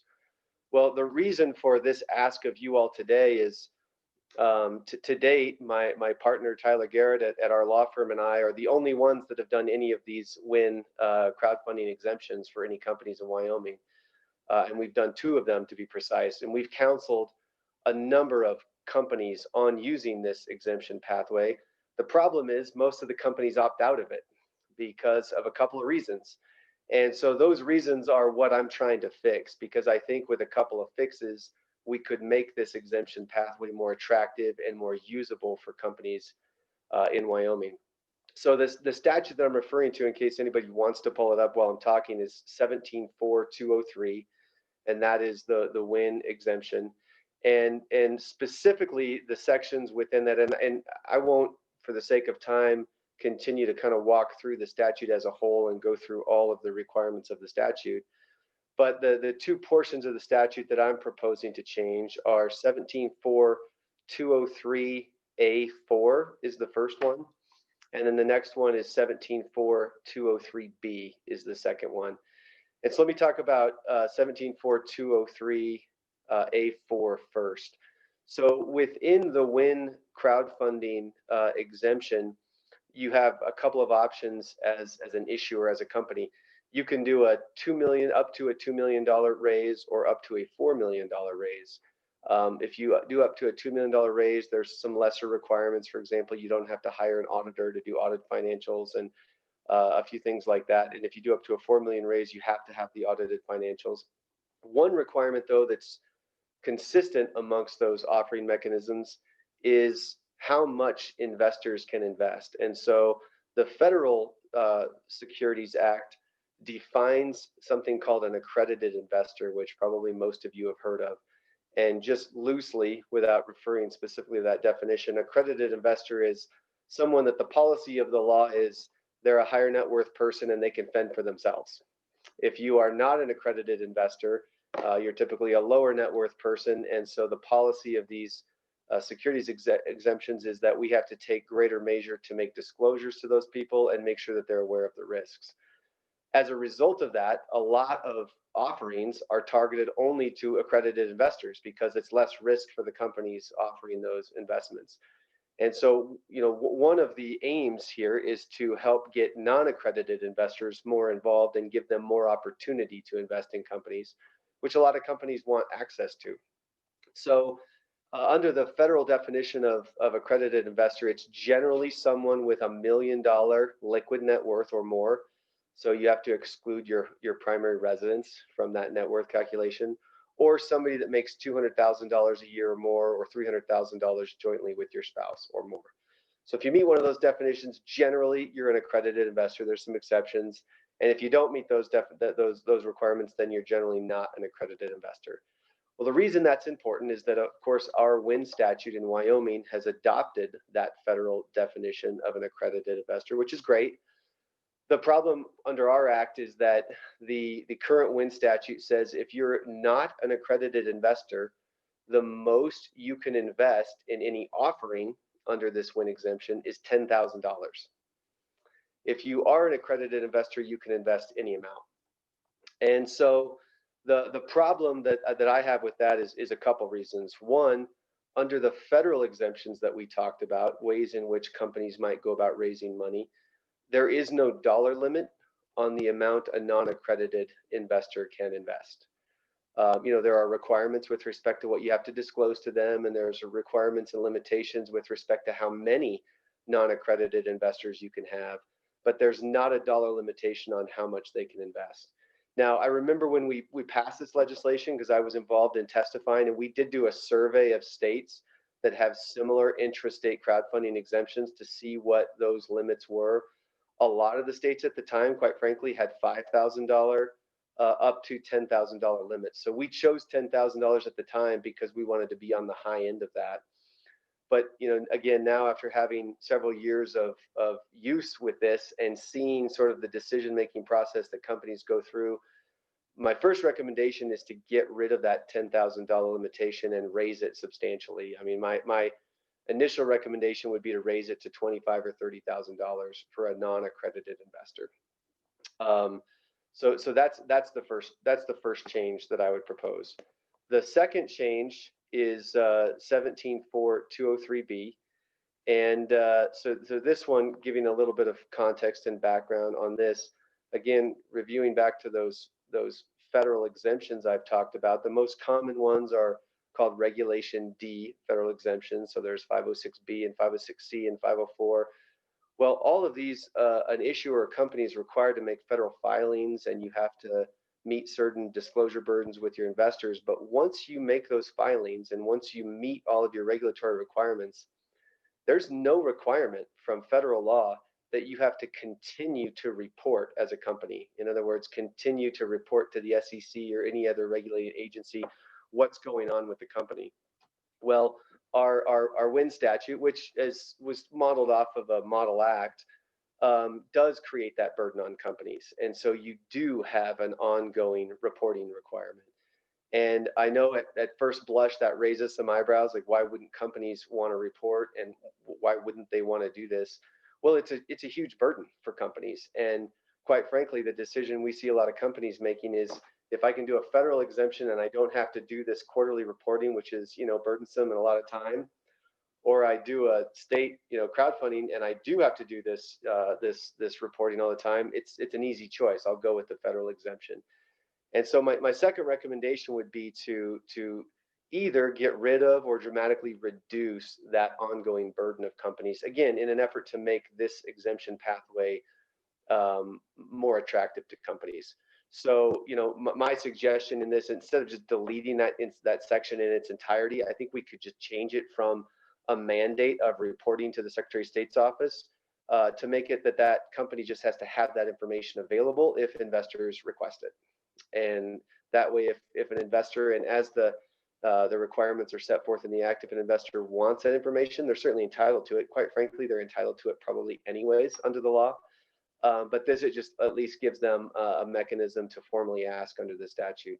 And so, Mr. Chairman, that I'll stop with that and open up for questions. But we have reason to believe, and I've run this by several colleagues that do securities work. I actually even had an opportunity last week to have a lengthy conversation with a former SEC agent about this as well, and picked his brain on this. And at this point in time, we think if those two changes are made, that we would see a lot of Wyoming companies opting for this exemption pathway much more frequently than they are now. Excellent. Thank you, Mr. Kaufman. Committee, questions for Mr. Kaufman about this approach? Yes, Co-Chairman Olson.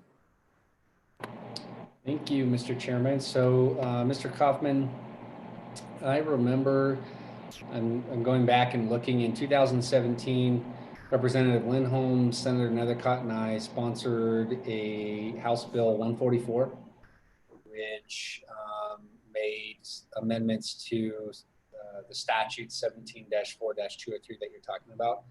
And I want to address your first ask. I remember you helped tremendously with this, so you got to re-educate me on what we did here, because I remember we changed the issuer threshold from 5,000 to 10,000, which you made reference to. You're suggesting maybe it could be something closer to $20,000-$25,000. Just back up for me in a little more detail on when we jumped from 5 to 10,000. We were bringing that in compliance with what the federal statute or definition was set at. So, Mr. Chairman, so when we raised the amount, that had nothing to do with bringing it into consistency with the federal act. That was a decision we made. The change that we did make that had to bring it into harmony with the federal act was a change regarding under the federal act, what's referenced as Rule 144A, and Rule 144A basically determines and helps define what an intrastate offering is. And so, and the problem was we passed the WIN Act, and then right after that, Rule 141 at the SEC was amended. And so our WIN Act wasn't quite consistent with that. And what it basically allowed us to do is at that point in time, if you were to go out and broadcast and advertise to the world about your offering, you would have had to have made sure that only people within the state had access to that offering. So in other words, if you put it on Facebook and somebody in Colorado saw the offering, you automatically violated the exemption. What Rule 144 at the federal level said is, we don't care who sees it. We're not going to police that. You just have to make sure that only people within your state purchase it. So we just wanted to make sure that the Wyoming Act was not inconsistent with the federal act. And so that was the import of the changes in 2017. Okay, so Mr. Chairman, as a follow-up then, so the 10,000 figure going up has little to nothing to do with the feds, but more to do with, you said, what other states have set their levels at? Yeah, so Mr. Chairman, I'm not aware of any states as I sit here today that have a higher threshold. First of all, not all states even have an intrastate crowdfunding exemption like this.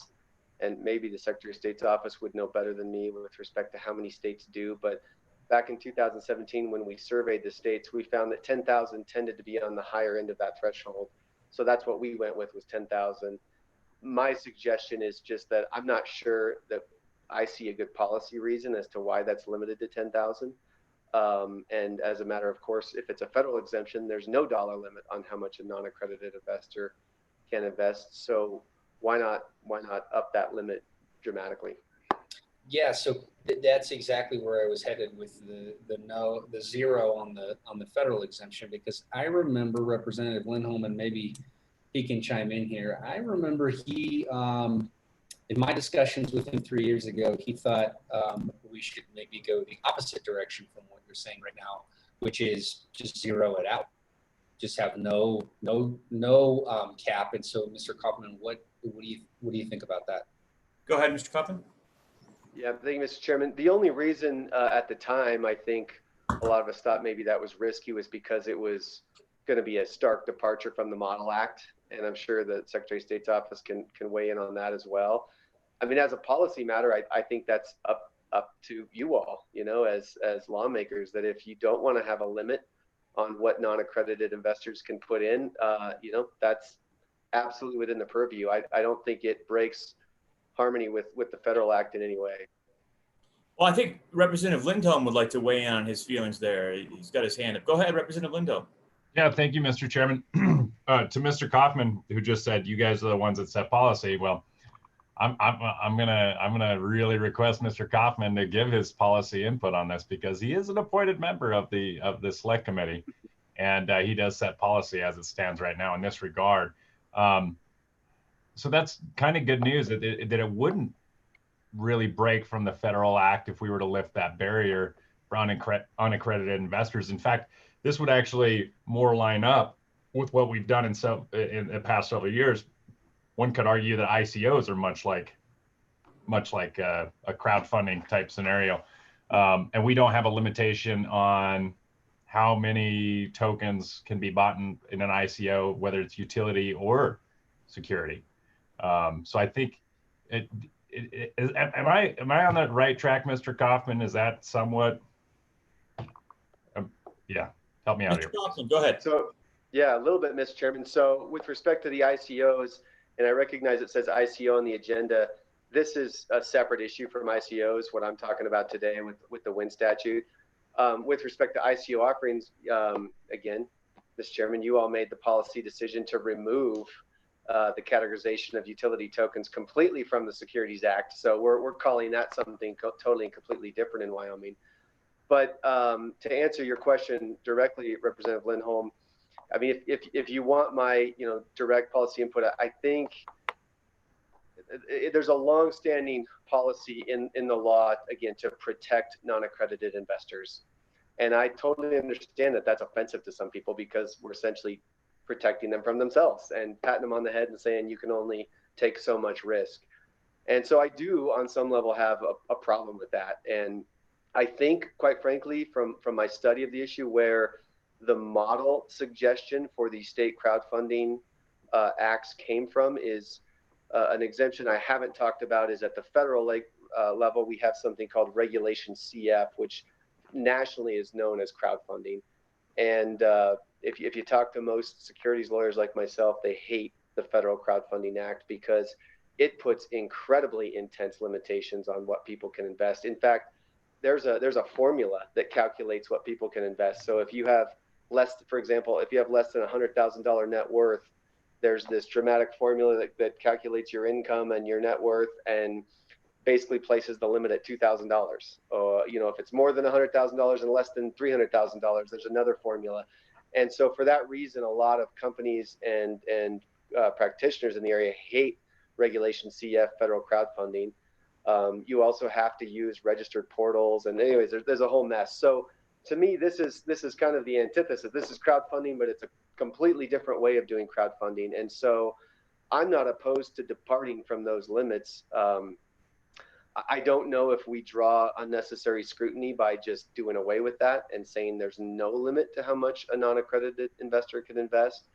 But I think raising it, substantially higher is good. And from a practical matter, the reason this matters to companies is, just put yourself in the shoes of a company that's trying to raise $1 million and you want to broadcast this out to the world. Well, if you have a whole lot of non-accredited investors that want to invest, doing transaction closings with a whole bunch of people at $10,000 a pop gets really expensive. It gets really cumbersome.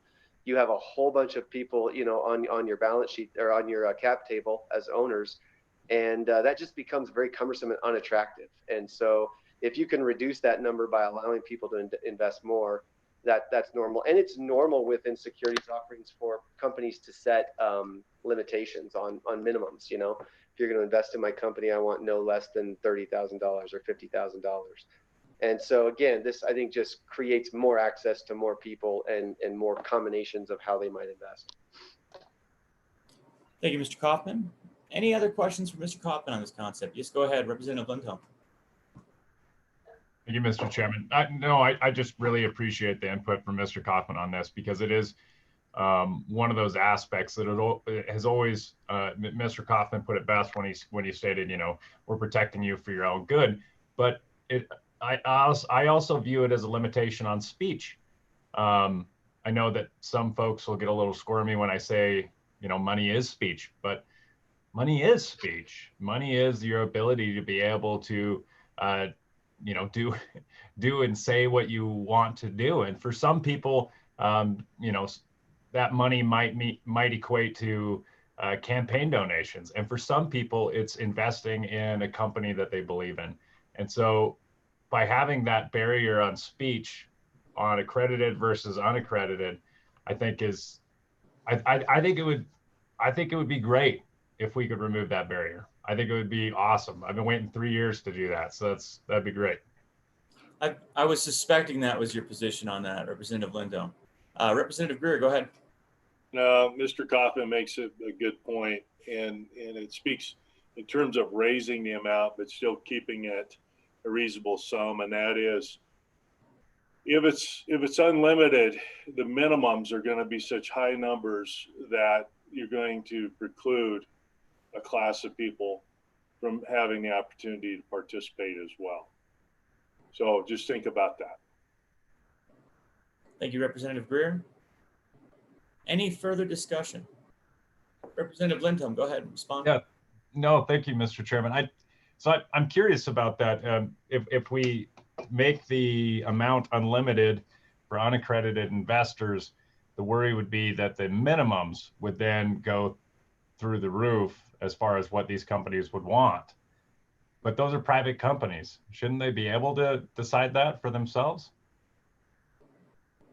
Thank you, Representative Lindholm. Response, go ahead, Representative Greer. No, we're the policymakers. We help them decide that. We give them the framework to work within, Representative Lindholm. Thank you, Representative Greer. I'm just for the little guy, Mr. Chairman. Sorry. Thank you, Representative. Any further discussion? Ms. Long, go ahead. Yes, just real quickly. Thank you, Mr. Chairman. As somebody who recently started a startup in Wyoming and looked very hard, tried frankly very hard to find a way to use this program, it really was too restrictive. And one of the board members of my company really encouraged us to try to find a way. I'm one of the many who had a conversation with Matt Kaufman about trying to find a way to make it work. It is super restrictive. And part of it, ironically, is the low limits. Obviously, businesses that have huge, there's a huge range of capital needs for different businesses. But what it essentially does is those low limits make it such that it's really only useful for really small startups. And there are certainly a big category of those, but anybody who's trying to raise a lot of money, including somebody who's trying to start a financial institution that has a big capital requirement, it just doesn't work, unfortunately. Thank you. Thank you, Ms. Long. And Ms. Long, a quick follow-up on that.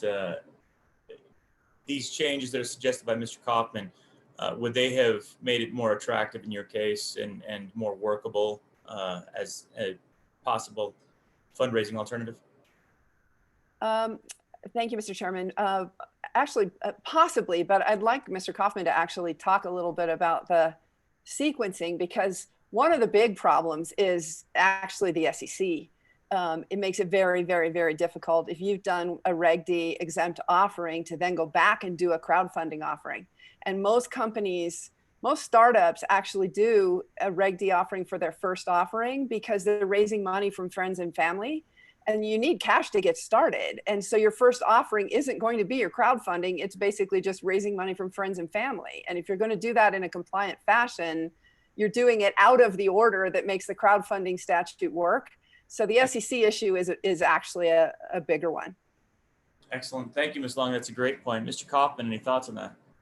Yeah, so Mr. Chairman, forgive me, I'm going to get in the weeds for just a second, but Ms. Long is exactly right. So one of the problems, well, and let me back up. One of the policy, I guess, directions that the SEC set with crowdfunding was what I talked about. For a long, long time in this country, when you're raising money in a private manner as a private company, separate from being publicly registered on the stock exchange, you could not generally solicit, meaning you can't post it in the newspaper or on Facebook. It's only word of mouth, and it's only with people you have a relationship with. So very restrictive in that manner. When crowdfunding came along, the SEC changed that policy and said, okay, tell you what, now you can broadcast it to the world and you can advertise to raise money, but you have to do it within these very, very strict parameters. And that creates a big bottleneck for a lot of companies. Well, they changed that again a few years back with something called 506C under Regulation D that said, okay, again, we're going to come back and change Reg D again and say you can generally solicit, but in that context, if under 506C, you can only allow accredited investors to invest. So we're completely cutting out non-accrediteds completely. So this in part was a state response to that, saying, okay, fine, then you can crowdfund within state borders and we'll take both money, but we're going to place limits on it.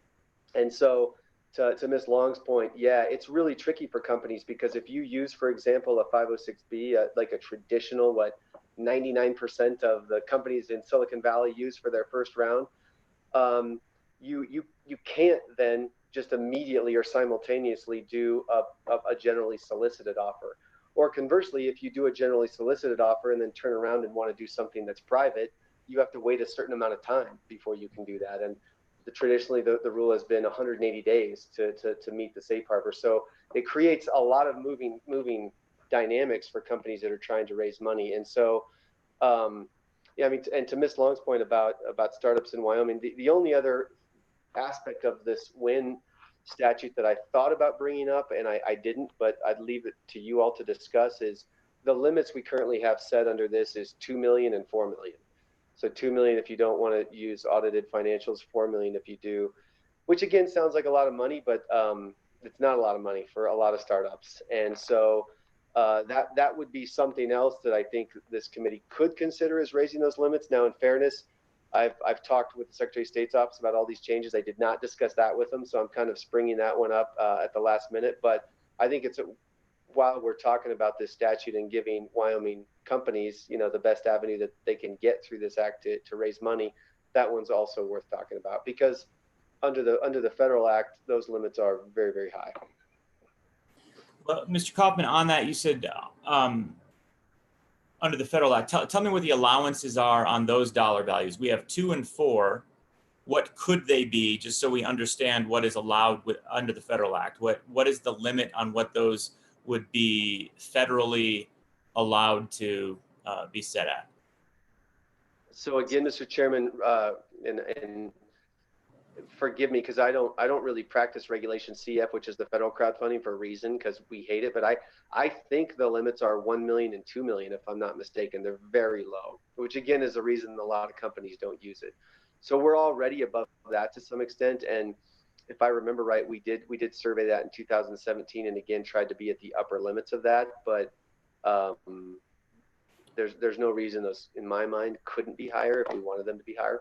Is there any limit in terms of the federal acts that are governing this on what those could be? 5 and 10 million would be okay with the feds, or is there some limit? Mr. Chairman, no. I mean, there's some different exemption categories that we haven't talked about that set limits at like 25 and 50 million, and there's some different tiers that you hit. So as long as we're well under those, which I would expect we would be, no, I don't think so. Okay, thank you, understood. Committee, any additional discussion or questions for Mr. Kaufman on this? Any other questions? All right, seeing none, committee, what's your pleasure on this? I think we have a few options here. One is to get some legislation drafted that address some of these changes, so we can consider them at perhaps the October meeting. Another is to try and get some more information. Mr. Co-Chairman, what are your thoughts? Well, Mr. Chairman, I think maybe we should hear from the Secretary of State's office on it. First. Yeah, that's correct. My apologies. Thank you, Mr. Co-Chairman, for the reminder. I think I'm not certain, but I think they might be interested in providing some public comment on this. So if they are, Kelly, who do we have that's interested in public comment on the crowdfunding discussion? Mr. Chairman, I don't have anybody specifically listed, but I think the Secretary of State's office may have some input. Great. All right. Well, let's go to the Secretary of State's office. Welcome back. And please feel free to share any thoughts that you have with regard to the proposed discussion or the proposal that Mr. Kaufman is suggesting. And we can't hear you. There you go. I think you're off mute now. Good morning, Mr. Chairman. I'm Kelly James, the Compliance Director at the Wyoming Secretary of State's office. Good morning, Kelly. Hi. Good morning. Yes, we would just like to make a few comments. I have spoke with Mr. Kaufman about these changes, and we certainly do support limits being raised and the reporting requirement as he suggested. With regard to removing the cap completely, we do have some concern over that for unaccredited investors. And, that's just blue sky laws were written to protect those unaccredited investors. And so we would want to maybe do a little bit of research. The deputy and I were talking about having our principal compliance auditor who does these crowdfunding offerings reach out to other states and see what they do. But we certainly do support this. We also have meetings with companies that want to perhaps use this exemption, and for one reason or another, they don't. So we are grateful that Mr. Kaufman brought these changes, and I will stand for any questions. Thank you, Ms. James. All right, Mr. Co-Chairman, go ahead. Thank you, Mr. Chairman. Ms. James, can you please help me with what is a comfortable number? I think I'm losing track. I think Mr. Kaufman said 25,000 on the limits. Is that where you're tracking 25,000, Ms. James? Mr. Chairman, Mr. Co-Chair, yes, I believe 20,000 we did talk about would be, we understand that getting that $10,000 one at a time is problematic. So I think we are comfortable with 20,000 at this time. Again, I would like to do a little bit of research. I know there's not a draft bill today, but I will be putting some time in and researching that as well. And to the point that to lift it completely, I mean, the purpose of this exemption is to use the crowd. And so that is part of it. A lot of times we do have conversations where they will end up using our limited offering exemption, which is you can have up to 25 purchasers for any amount of money, as long as you're not going to advertise, as long as you're not going to go out of state and take a commission. We don't require a filing at all for that. We don't require a fee, nothing. And a lot of people don't know that one, and so they end up using that one for their first go round, and then it will go up to the Reg D. That is often our most popular one that we see, E or C, and that's the 506. Thank you, Ms. James. Any further questions for Ms. James or Secretary of State's office? All right, Ms. James, I would ask one more thing really is to consider the idea of not having a limit. I don't know which direction we'll go, but I think there's obviously two concepts here. One is to remove the limit and see how things work out. Some members of the select committee support that. The other is to come up with a limit that's more appropriate, for example, the $20,000 in a draft. So looking into those two concepts for discussion, perhaps at the next meeting, if we choose to consider this, or the following meeting, I'd appreciate that. We will do that, Mr. Chairman. Thank you. Additional questions or discussion? All right, seeing none, back to the committee. Further thoughts, committee? Anyone have any ideas on how we shall proceed? Go ahead, Representative Lindholm. Yeah, thank you, Mr. Chairman. I don't know if LSO can take this kind of wonky idea that I'm going to basically take what Matt Kaufman said and draft that into a piece of legislation to include the removal of limitations for unaccredited investors. Okay, is that a motion? That's a motion. Representative Lindholm. All right, we have a second. I see Ms. Long is seconding. All right. Any discussion on the motion? Go ahead, Representative Greer. Yeah, Mr. Chairman, I'd move to amend to follow Mr. Kaufman's recommendations and just have that limit on the unaccredited investors be drafted in and put it at $35,000. Okay, we've got an amendment to the original motion. Is there a second on Representative Greer's amendment to the original motion? There is from Co-Chairman Olson. Is there any discussion on the amendment to the motion? Representative Lindholm, or excuse me, the second, I'll go to the second in support. Go ahead, Co-Chairman Olson. Thank you, Mr. Co-Chairman. I know it's confusing. Tyler and I look a lot alike, so I get that. But, you know, when I was the prime sponsor of this bill in 2017, and I had this discussion with my good colleague, Representative Lindholm, then, when we were jumping up to 10,000 and he really wanted it to be zero. In fact, I think he stipulated he would only sign my bill if it was zero. He signed the bill and it wasn't zero. I'll note that. But I'm not tracking with Representative Greer and I'm for the small guy. I don't understand that. I don't think it's about government setting the boundary and saying companies, you must work within the boundary. That's not what I'm interested in. But what I'm interested in more is the balance. I think that there is a balance. There is a level of protection that we have to provide as a state. I think remember, we're talking about unaccredited investors. So there is a consumer protection aspect to it. And then I think you have to balance that with limited government and incentivizing a system of investment. And I will just note, if I understand this correctly, Mr. Chairman, this is all intrastate anyway. So this exemption wouldn't even apply if I were inside the state of Wyoming, raising exclusively inside of the state of Wyoming.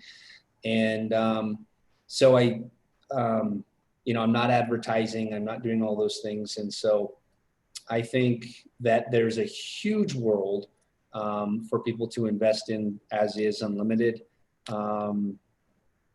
With that respect, without any, expertise, I should put it as, I guess the dollar amount is supposed to define expertise is what we've decided in our financial world in terms of being accredited and unaccredited. And at the heart of it, Mr. Chairman, I definitely support some creditor protections here. I'm sorry, not creditor protections, consumer protections. Thank you, Co-Chairman Olson.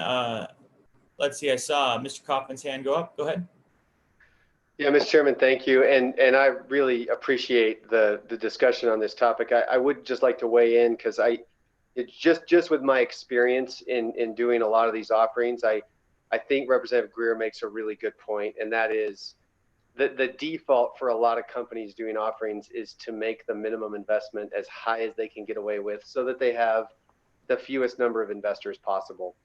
And so I raise that because if the policy position here is we want non-accredited investors to participate in these offerings, by removing the minimum completely, I think you will see really high limits, which effectually, will reduce the ability for non-accrediteds to participate. I think if you keep that maximum a little bit lower, most companies will advertise as such and keep it there. So I understand that doesn't make sense and that seems like it shouldn't be the case, but I do think Representative Greer is on the right track with that. Thank you, Mr. Kaufman. Yes, go ahead, Representative Lindholm. Thank you, Mr. Chairman.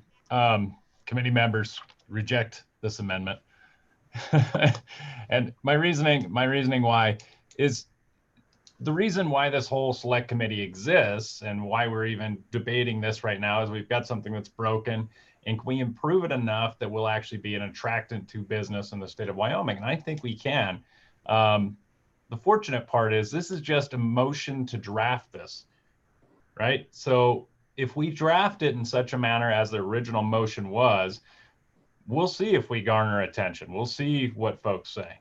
And that would be a really good opportunity. And I'm not trying to take away from the good attorneys on this committee. They've got a ton of experience in this regard, but I'm not accredited. I'm not, and I'm not broke.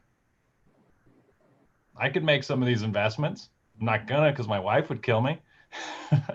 but not all non-accredited investors should be limited. Money is speech, and it's got a lot to give them a chance. So my request would be, I understand where the good chairman of minerals is coming from, and the good chairman of this committee is coming from. This is an initial draft. So initial draft, we'll see this thing again. We'll have the opportunity. If nobody comes forward or nobody's excited about us taking away that cap, then so be it. Hell, I'll make the motion to put it. I won't actually make that motion, but I won't fight you.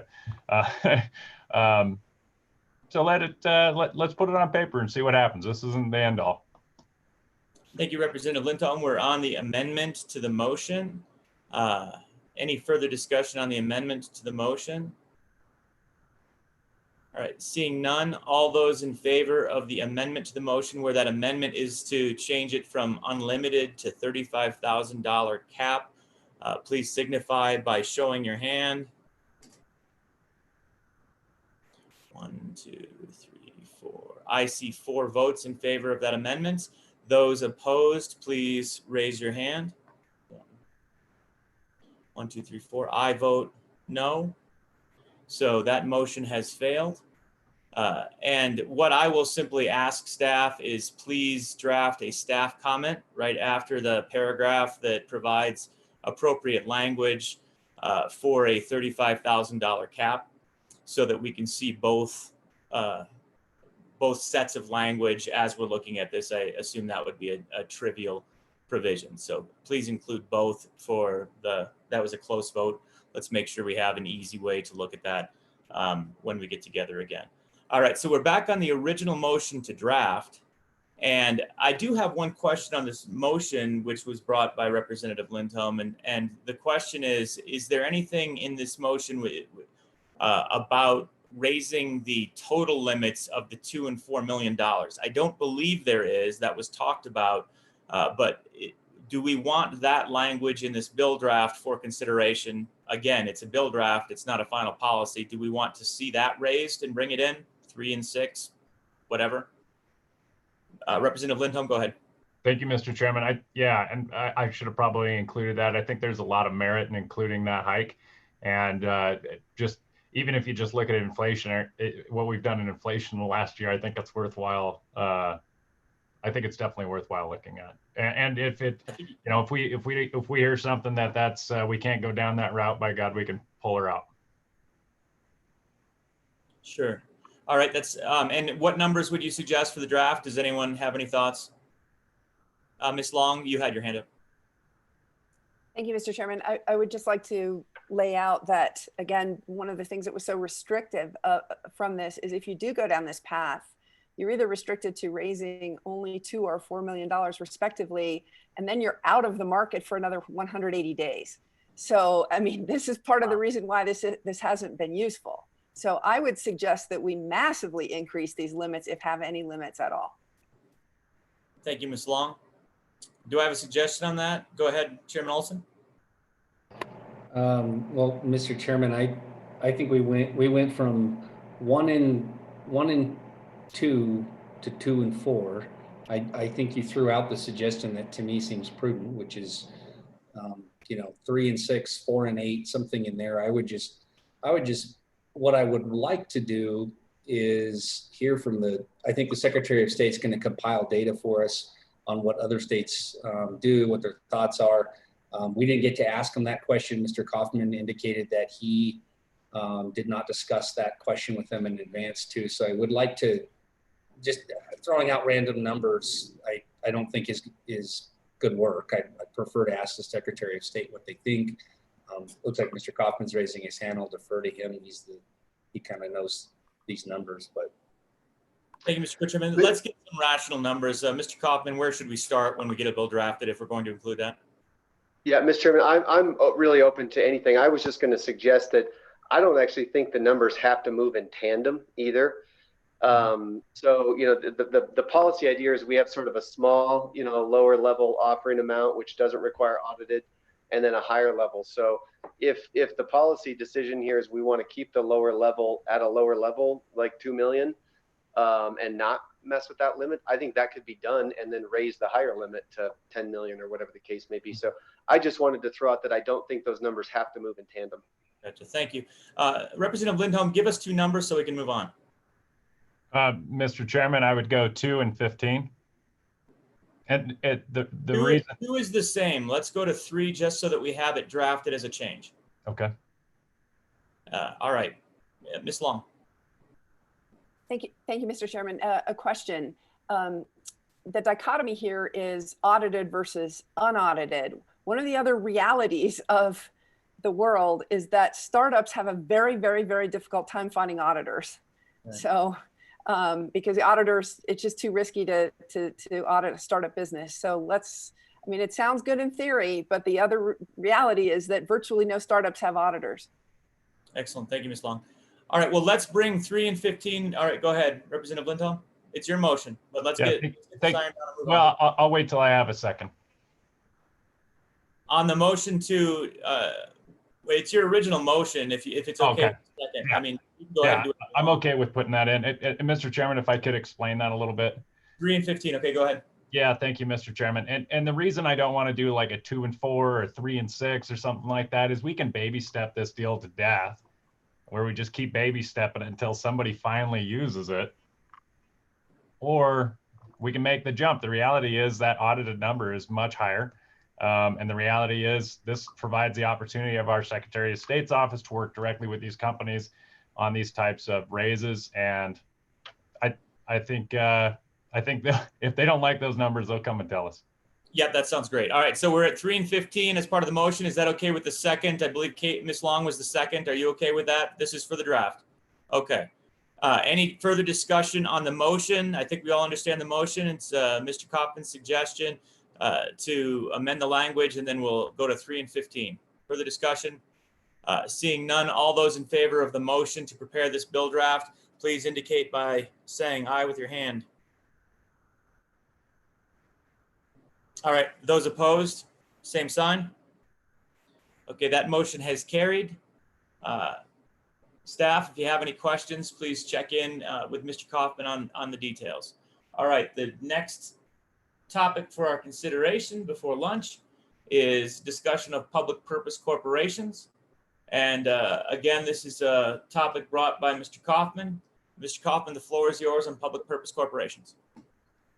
Thank you, Mr. Chairman. I'll again try to be brief. So the thrust of this presentation really came from a few clients I've worked with over the past few years, Mr. Chairman, that I've begun to study and learn quite a bit about what some other states have done with respect to, and there's a lot of different names out there, but the name I'm going to use is something called a public benefit corporation. And the quick genesis of this, for those that aren't familiar, is there is long-standing bodies of corporate law, not only in Wyoming, but particularly in states like Delaware, that really restrict the abilities of directors and managers of a company to take into account the interests of non-shareholders. So you might have been familiar with something called the Revlon Doctrine, which is widely talked about. And the Revlon Doctrine stands for the proposition that if you're selling a company, the director's fiduciary obligation is solely to the shareholders. So if you are not doing everything you can to maximize the return to shareholders, it's a potential breach of your fiduciary duty. There was an eBay case back in 2010 There have been cases by Dodge and Ford, which all say the same thing outside of that context and broaden that to even say things like, hey, if you're a director of a corporation, even outside of a publicly traded company, this can be in a private company context as well, that your first and foremost obligation is to maximize value for shareholders. That's it.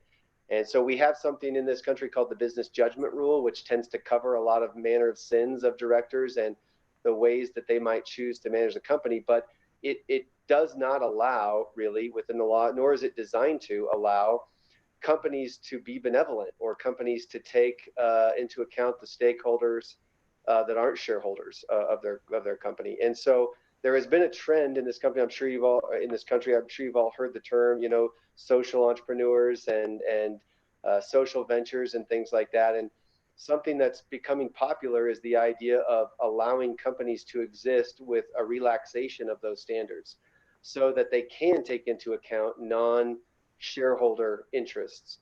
And so by my count, and I did this research about 3 or 4 months ago, but my count, about 27 states have enacted some form of a public benefit corporation. Some of them have done it in different sort of flavors, and I'll talk about those in just a second. But the idea here is to create an entirely new form of business entity that would be a standalone, liability protecting entity, but would allow by statute and by fundamental makeup of the entity for those entities to opt out of the traditional corporate governance regime and allow them to do something more flexible. This is particularly interesting in the blockchain and crypto world because as we've all talked about DAOs and we've talked about these ICOs, and a lot of these entities have organized themselves as nonprofit organizations because of that very reason, that they can't necessarily operate within the confines of a traditional corporate mechanism. So we're now even seeing some of those pop up in the context of these public benefit corporation structures. And so there's a lot of applicability to this. And then another one is just truly more benevolent or charitable purposes. There's a lot of companies out there that have a social focus or a charitable focus, but don't necessarily operate within the pretty strict confines of being a nonprofit entity and the tax and regulatory structures that go with that. So this is intended to be something of a hybrid. So just a real quick survey of what some other states have done, and you all may remember that within our LLC Act, we have something called the Low Profit Limited Liability Company, which very few people use, and we don't. I think there's 7 or 8 states that have something like that. Doesn't seem to be a very favored form. Like I said, about somewhere around 30 or 35 states have some form of a public benefit corporation.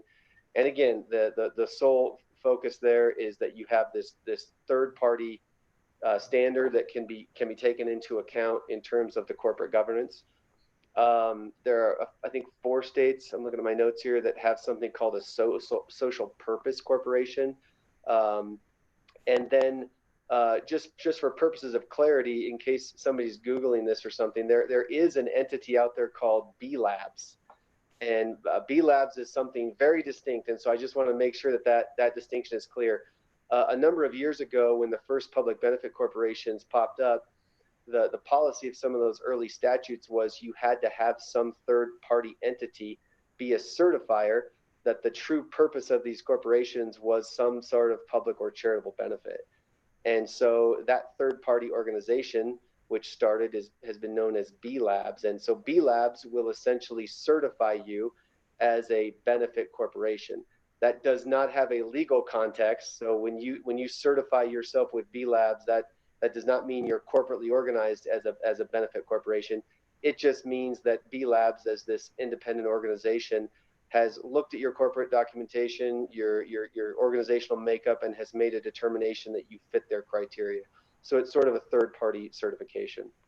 So this is wholly and completely separate from a B Lab certification. This is talking about creating a new entity type within our state. And so, with that, Mr. Chairman, I can stop for questions. I can real quickly just say, and again, I don't have necessarily proposed language to throw out to everyone today, But I did take some time and recruited some attorneys in my office to help me look and sort of survey all of those states that have public benefit corporation acts. And we identified the 3 that are our favorite. I've shared these with the Secretary of State's office. The 3 that were our favorite were, of course, Delaware, which quite frankly is a very, very bare bones public benefit corporation authorizer. Colorado has something that's slightly more than Delaware, but still, pretty simplistic. And then Minnesota, which has a very comprehensive public benefit corporation statute. Might be more than what we're looking to do. Quite frankly, it has some features of it that are pretty extensive. But those 3 are often talked about amongst the corporate circles as being kind of some of the favorites. And I think those are 3 that we could look to for some good guidance on how to do this. Excellent. Thank you, Mr. Kaufman. Questions? Representative Greer? Thank you, Mr. Chairman. Matt, I just some real concern. So we have nonprofit corporations in Wyoming, and one designation is public purpose, and so that's not for profit. So we're talking about setting up an entity that would be for profit that circumvents the business judgment rule for return to the investors, but with a social purpose. And so, 10 years, most of that on the Minerals Committee, I see sue and settle all the time. I see interest groups come in and want to shut down the use of carbon. I see people come in that want us to hunt our wildlife. Are we just encouraging that in the state of Wyoming? That's my real concern with it. Mr. Kaufman. Yeah, Mr. Chairman, Representative Greer, great question. The answer is I don't think so, because again, to your point about nonprofits, again, nonprofits have again pretty restrictive measures that they can take, within their corporate organizational structures. The conflict of interest provisions, for example, are very extensive, and the ways in which they can go about making money are very limited. And again, for a reason, because if you're raising money as a nonprofit, you're accepting donations, right? You're not taking equity interest holders. Conversely, if you're a pure profit corporation and you are soliciting investment, as we've just spent the last half hour talking about ways in which companies do that, there's a reason and a policy reason that your company has to be bound by those, fiduciary obligations to maximize that shareholder return. In my mind, what the public benefit corporation does is, again, safely allow a hybrid where you can say, look, we're still going to be for profit, and there's going to be no confusing that we're out there to make money for our shareholders. But if we want to take into account the considerations of some stakeholders, which might not be shareholders, right, which might theoretically reduce profitability or limit profitability or just change the focus of the corporate culture, we can do that without risking, blowing up the entire corporate structure. And so again, I don't think it's, to be clear, I'm certainly not advocating for an abandonment of the business judgment rule or anything like that. I think the business judgment rule still applies here. If anything, it broadens the business judgment rule to this context so that public benefit corporation directors are permitted to take into account other interests. That's really the push. Thank you, Mr. Kaufman. Representative Greer, follow up.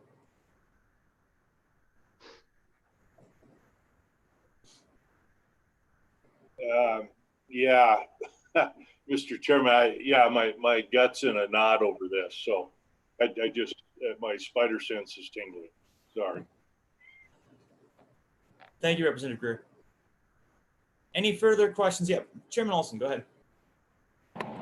Yeah, thank you, Mr. Chairman. Not to further tingle Representative Greer's spider senses, but I honestly, rather than get too deep into it, my question for Mr. Kaufman is, I'm open to exploring your idea more. I am hesitant, but I'm just, where does this intersect with blockchain or fintech or digital innovations? Is this a better fit for corporations as a whole, or is there is it industry? Is it our industries that we traditionally deal with that this is driven from? I don't want to burn up a whole bunch of time if this should just be in corporations. Thank you, Mr. Co-Chairman. I think our next public testimony or our next scheduled testimony will probably help address that. So I might just transition to that if there aren't any other questions for Mr. Kaufman. I think. Well, Mr. Chairman, maybe if Mr. Kaufman could respond. I mean, just because some entity that deals in financial technology or blockchain says, hey, we want a particular company, doesn't mean this committee should go create companies. I mean, we have a corporations committee for a reason. So I just want to better understand why, how big is that realm, and before we get Ms. Chapman. Mr. Kaufman, go ahead. Yeah, Mr. Chairman, so two comments on that, and Mr. Co-Chair, so your question is valid. So first, I'll be clear. Yeah, absolutely. I think that this business entity type has broad applicability to a lot of industries. That being said, there is absolutely a trend, as the other co-chair just said, that I think you'll hear from some public testimony. There is absolutely a trend that within the blockchain, DAO, crypto community, this type of entity type is highly sought after. And so, obviously part of this committee's focus is financial innovation, not just blockchain. There is definitely some financial, equity interest being spawned out of these type of entities in other states. And to me, it was just one of those, I don't want to call it a glaring hole, but there's a lot of states that have this business entity type that's being utilized and we don't have it. And so it was kind of a glaring hole in that respect. Thank you, Mr. Kaufman. Any further questions for Mr. Kaufman before we go to our next testimony? All right, seeing none, let's invite in Scott Moeller and Dean Schaefer from M-Shift. I see they're joining us. I see Joe as well, but I don't see Scott yet. Is Scott? There's Scott coming. Okay. Yep. Right there. All right, welcome. Please work through the chair as you know and introduce yourselves to the committee. Scott, the floor is yours. Okay. Thank you, Chairman Rothfuss, and thank you, Chairman Olson. I appreciate the opportunity to testify about public purpose corporations, public benefit corporations, and also like the opportunity to testify on how much this can benefit the blockchain community. Our American World Money Initiative intends to have multiple public benefits. Our intent is to figure out how to create and sustain an engine for economic stimulus. So to give an example of some of the public benefits, how can we increase revenues for the state without increasing an additional tax burden on the residents? So is there a methodology that can create additional revenue? Second, can we benefit the merchant community? Can we lower expenses for merchants? Can we enable a free flow of commerce? Is that feasible? And three, how do we grant massive incentives and rewards to consumers based upon their transaction activity so that they will be incentivized to continue to transact within the ecosystem? And what's more, we have to have this entire ecosystem be sustainable. So that is why we are seeking that public benefit corporation statute. And if possible, what I'd like to do is I can share with the committee kind of a one-pager that we have that describes kind of the incentives within our ecosystem. And then Joe can come on after me and explain how this is all truly sustainable. Yep, go ahead. Thank you, Scott. Okay, great. Okay. Oops, no, that is not the one I wanted to share. Stop share. Let's see, share screen. There we go, there's the one pager. Okay, so is everyone seeing on the screen? You should see around half of a one pager. I'm going to keep it at that level for people's eyes. We've got it. Okay, great. Okay, wonderful. Okay, so what we have here is on the chart, you're seeing some of the people that are impacted within our ecosystem, and where we see that these are all incentives, these are all benefits to the different players within the system. For merchants, the real key here is that the transactions are zero cost. So we are removing interchange fees. We're removing those Visa and MasterCard transactions by enabling a free flow of commerce, real-time transactions on the blockchain, credit push transactions. So zero cost to the merchants, which is currently the cost of payment acceptance is usually the second or third highest expense that merchants have. I remember talking to Home Depot, and the transactions expenses were the only expenses they had higher was the cost of payroll and the cost of their stores. So in our system, merchants have zero cost for payment acceptance.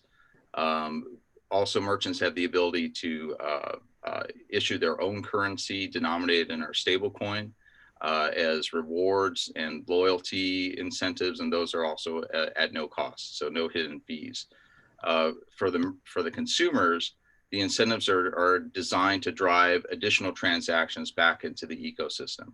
So what they have is 10% cash back for every transaction. These can only be used for subsequent transactions within the ecosystem. One thing that we'd like to talk to the committee about is how we can offer 6% sales tax relief, so that we'd be able to, the network would have the ability to pay the sales tax on behalf of the individual and the merchant.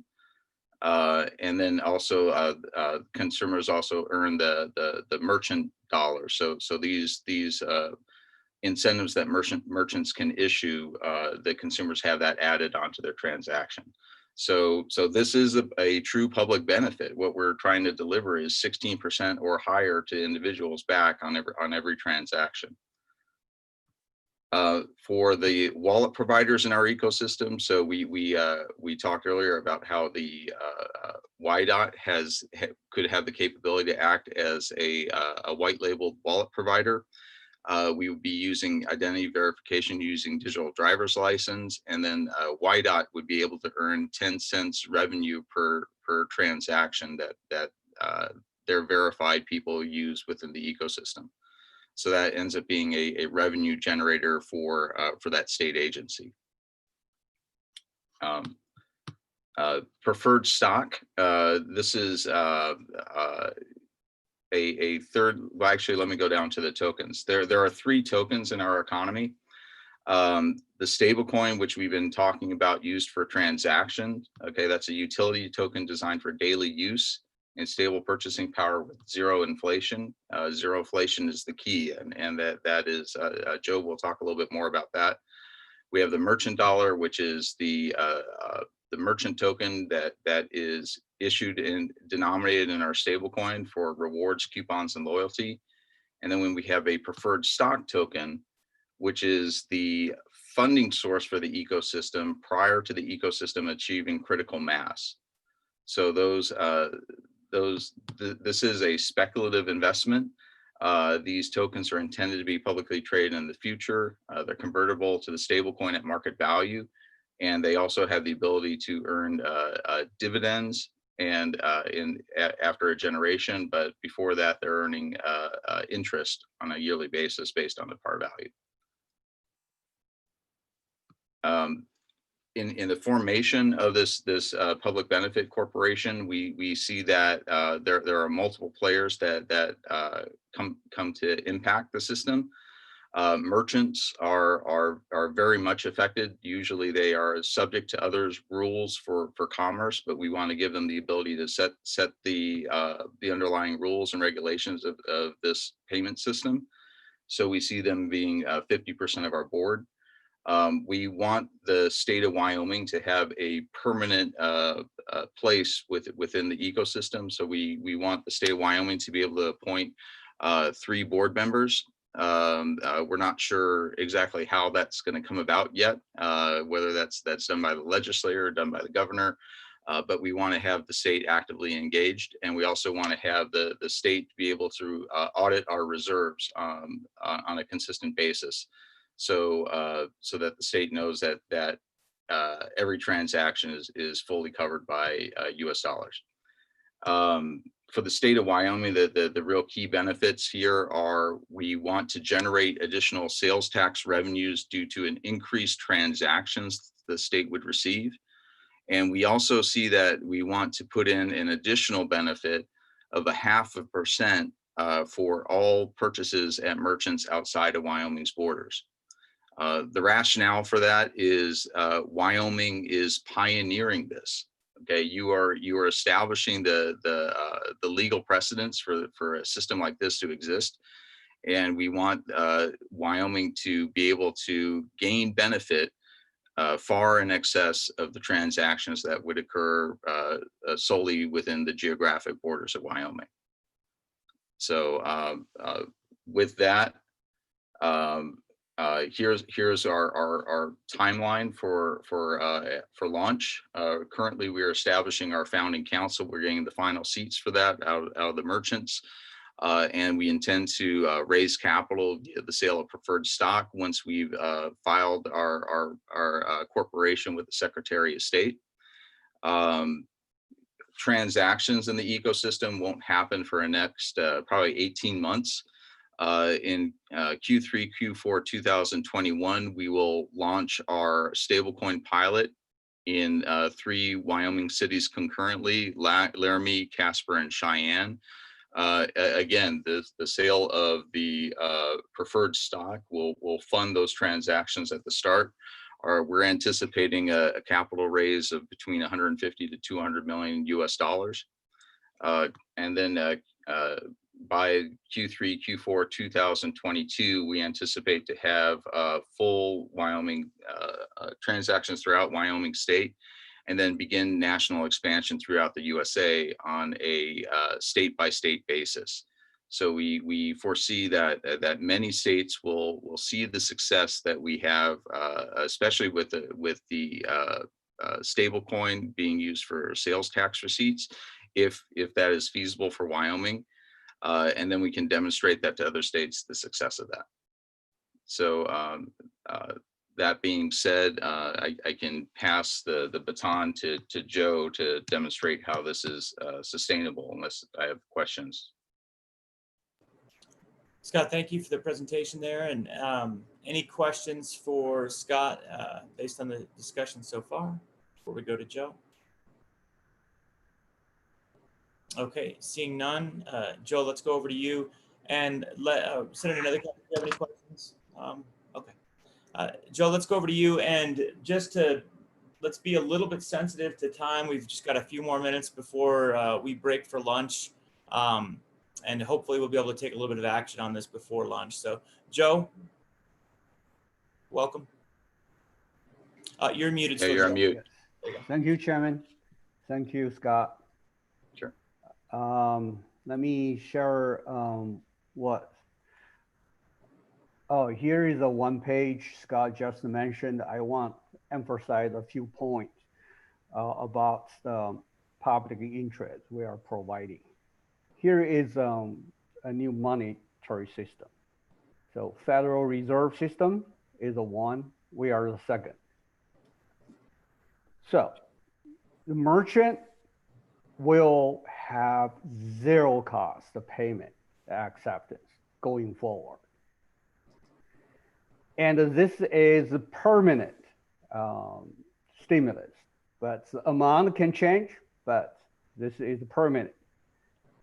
So this is missing today. This is missing today. And we are also going to provide 5% interest to all our stablecoin holders. This is missing today. The interest is extremely low. Retired people really don't know where to put their money. And I'm going to use this case, the 0.5%, to demonstrate how we can make the money for the state. But if we can get this is successful, I believe all other benefits we talk here can be successful too. So before let me go to the presentations, I want to remember one thing. That's a foundation for our success and our partnership. Our partnership is with a group called Merchant Advisory Group. On June 12 session, the CEO and the chair testified in front before this committee.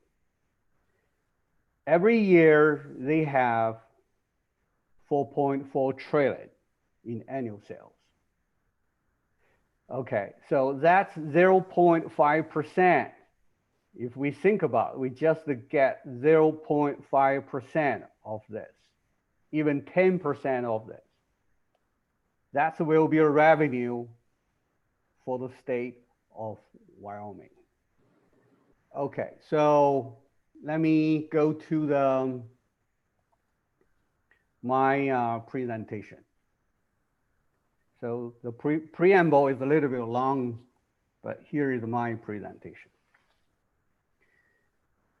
And we have a multiple revenue stream built in for the state. However, I'm only focusing on this outside Wyoming, 0.5%. It's the merchant, okay? Transaction is the merchant. Kind of the sales tax, but not sales tax, but it's beyond the border of Wyoming. We consider it as our central banking services provide good money, better money to the whole world, including the United States. The state of Wyoming have the right to collect this. That's our assumption. People accept it or not, as long as we can provide good, better money, they probably accept this. Okay. So we have a very, very strong stimulus. So how can we drive adoption? We know we already have the merchant. The merchant have the willingness to join this new monetary system. Now, we want to get a customer in, consumer.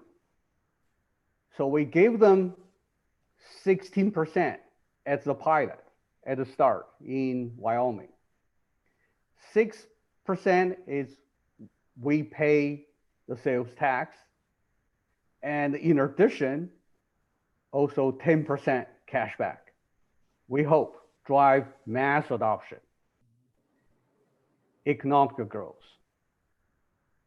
And if this model works, we believe it can work in 50 states. So this is the money, this is the way we put the money into the circulation, not lending. And the current Federal Reserve monetary system is through retail bank, lower interest, and ask the consumer and the business to say, hey, you borrow our money. Through that methodology, the current Federal Reserve put the money into circulation. We don't do that way. We do that. What we do is give money directly to the consumer in a very large amount. Why? We want this, economic growth. We believe economic growth will generate more demand for money. And then we will have a mechanism. Okay, we will talk a little bit about this. And to keep zero inflation. We gave so much money, the people will say, hey, if your money have hyperinflation, it doesn't mean anything. We will tell them, no, we have the mechanism to keep the inflation zero.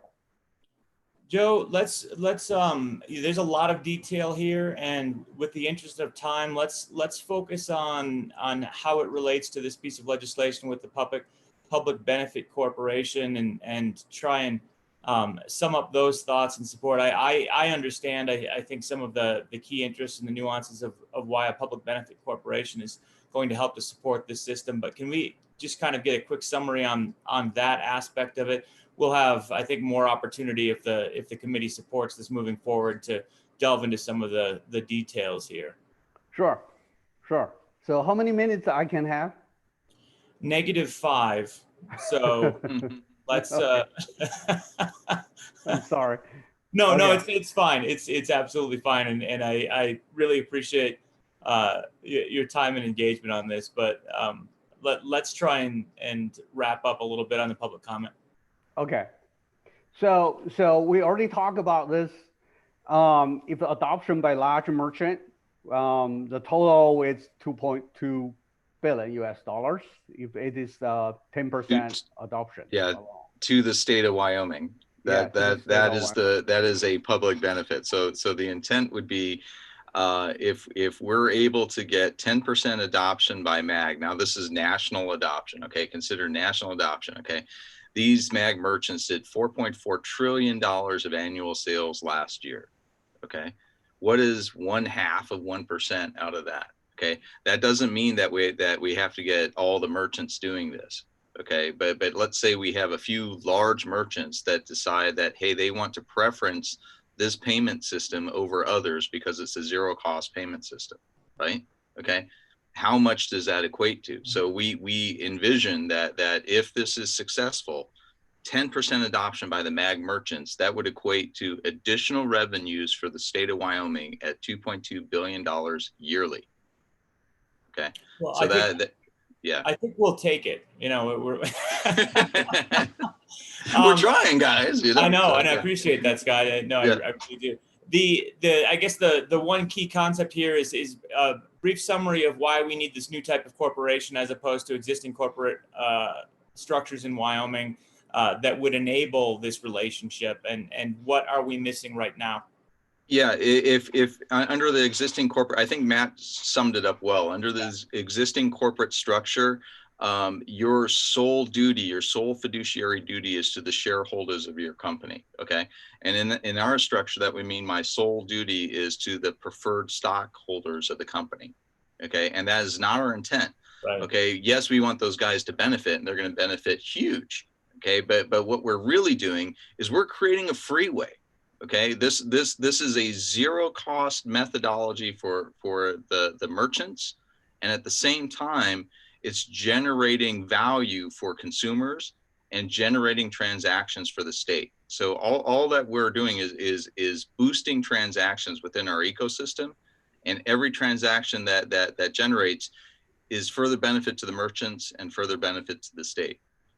So, but the statutes that we have don't really encompass that. So what we have to do is we have to make a change.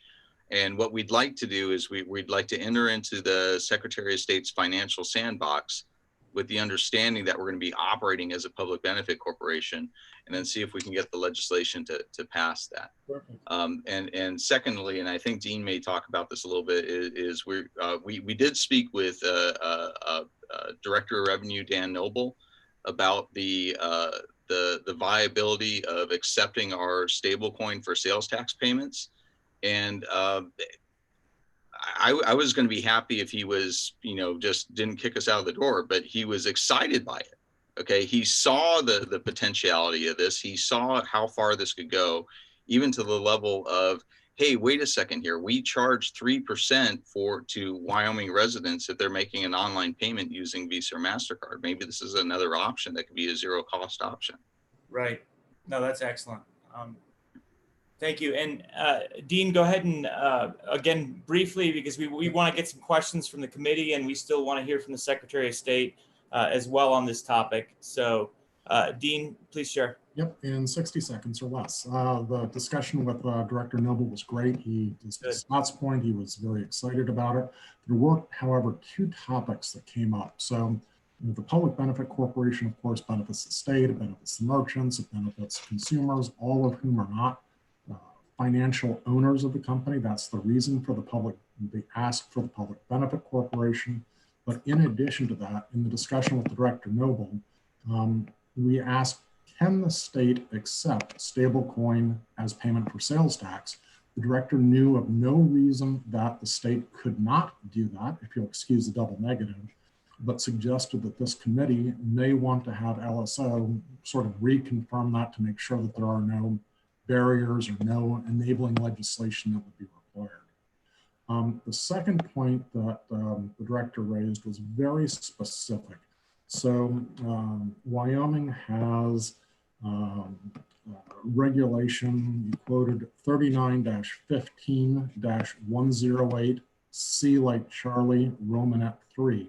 And essentially that prohibits vendors from advertising directly that no sales tax is due on a given transaction, or that the sales tax will be paid by the vendor. In this case, of course, the network is paying the sales tax, not the vendor.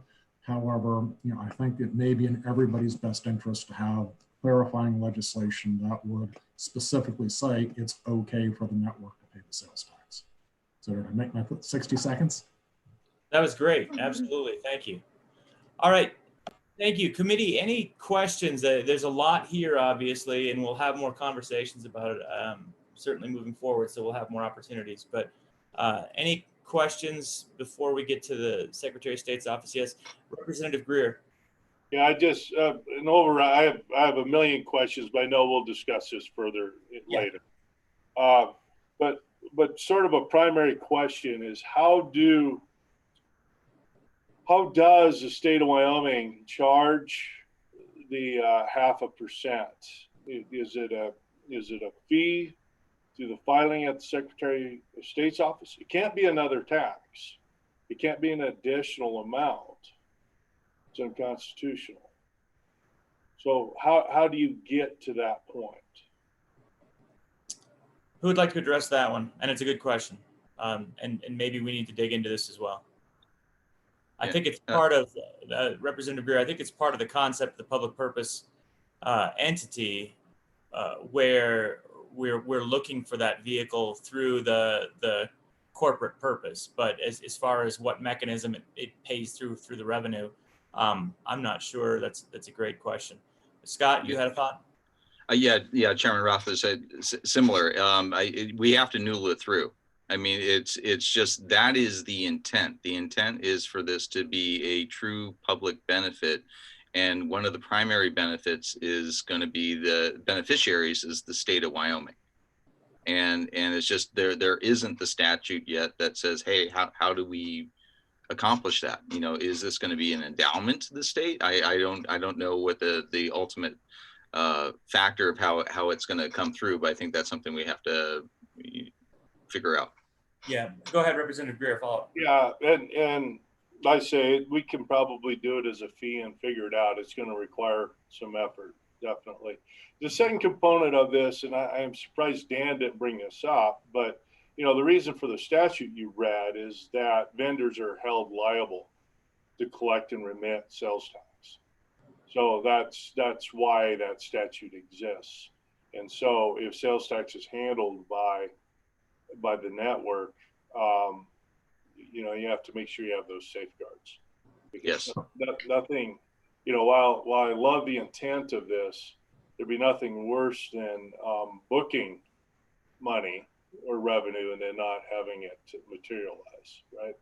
Right. I think that's one of the reasons that, certainly for the pilot, we'll have back in 3-to-1, $3 for every one AWM dollar in circulation to give all of the participants a level of certainty that if they need to cash out back to US dollars for whatever reason, they have the ability to do that. Yeah, good point, Steve. Yeah, go ahead, Scott. Oh, sure. Director Noble was his point on the statute was it was supposed to be an anti-competitive. where you can't have one merchant say, hey, we're paying your sales tax, and another merchant's not doing that. But what he saw was that, and he apologized. He wanted to be here, but he's actually testifying in front of another committee right now. Yep. Okay, yeah, in revenue. But what he said is here, it's the network that's paying it. It's not an individual vendor or merchant. And we have no restrictions on merchants that can join the network. So any merchant can join in, and then the network's paying for the expense. So it's free flow of commerce for merchants to enter in. They come in, the sales tax is paid by the network as well. So he didn't see there being a conflict, but he said you just might want to get that codified and clarified. No, good points. Any other? Yeah, go ahead, Representative Lindholm. Yeah, thank you, Mr. Chairman, and not so much a question, but definitely a comment. I would definitely be interested in talking with Director Noble about that. And so the easiest, best way to get directors of agencies to a meeting is to draft legislation. So I think that's probably the best route to go. Whether the committee chooses to adopt or not is up to them, but we will get Director Noble's attention. Oh, good point. Any further questions before we go on to the, I think we may have additional testimony from the Secretary of State's office on this topic, if I'm not mistaken. Go ahead, Representative Bien. Thank you, Mr. Chairman. I'll have to admit a little bit of ignorance on this topic. I have never created a company from scratch. So my question for you guys is, what is the benefit that a B Corp legislation would bring versus the low profit LLC corporation that we have in statute already? Thank you, Representative. Who'd like to field that one? Matt? Go ahead, Matt. Mr. Kaufman. Yeah, Mr. Chairman, Representative. I mean, the quick answer is just the corporate form, because for these types of entities, a corporation structure provides a lot greater flexibility for tax purposes and for corporate organizational purposes. The other practical answer is, even though our LLC Act provides for a low profit limited liability company, the rest of the act is completely silent with respect to what that entity can and can't do. So presumably it can do everything, but generally speaking, corporations are the preferred type for this type of hybrid structure. Go ahead, Scott. Yeah, and if I can add a point, our investors, the purchasers of the preferred stock, fund the ecosystem prior to the ecosystem attaining critical mass. So there definitely is profit motivation here. Okay, they want to have a profit. It's just that profit is not the sole motivating force behind the corporation entity. Gotcha. Thank you, Scott. Any further questions? Go ahead, Joe. Quick point. Thank you, Chairman.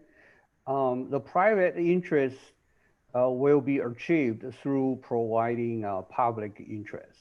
So the more people use our service, central banking service, the more money we can need for the medium of exchange purpose. A small piece of that will give to the preferred stockholders. So that's the beauty of this business model. Thank you, Chairman. Thank you, Joe. I appreciate it. All right. Thank you all, and stick around. Let's go to, I believe Secretary of State is next, if I'm not mistaken. Kelly, is that accurate? Mr. Chairman, we don't have the Secretary of State. Oh, they're not. Okay. Do we have any other public comment on this topic? We do have public comment. Excellent. All right. Who's up? We've got Ashley Chapman. All right. Well, let's invite her in.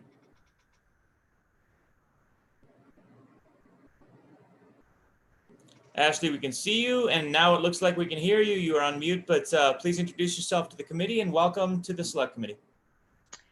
Thank you, Mr. Chairman. Yeah, so my name is Ashley Chapman, human rights lawyer. I live in Laramie, Wyoming, and we've been launching what we're calling a business for good at this minute, this past year, because benefit corporation status does not exist yet in Wyoming. So here to share my plea that this committee consider that, and our story about why that's so important to us, and also just some points that may help you frame thinking through this just broader benefit than to our business ourselves, but what would it mean for Wyoming? So shall I dive in?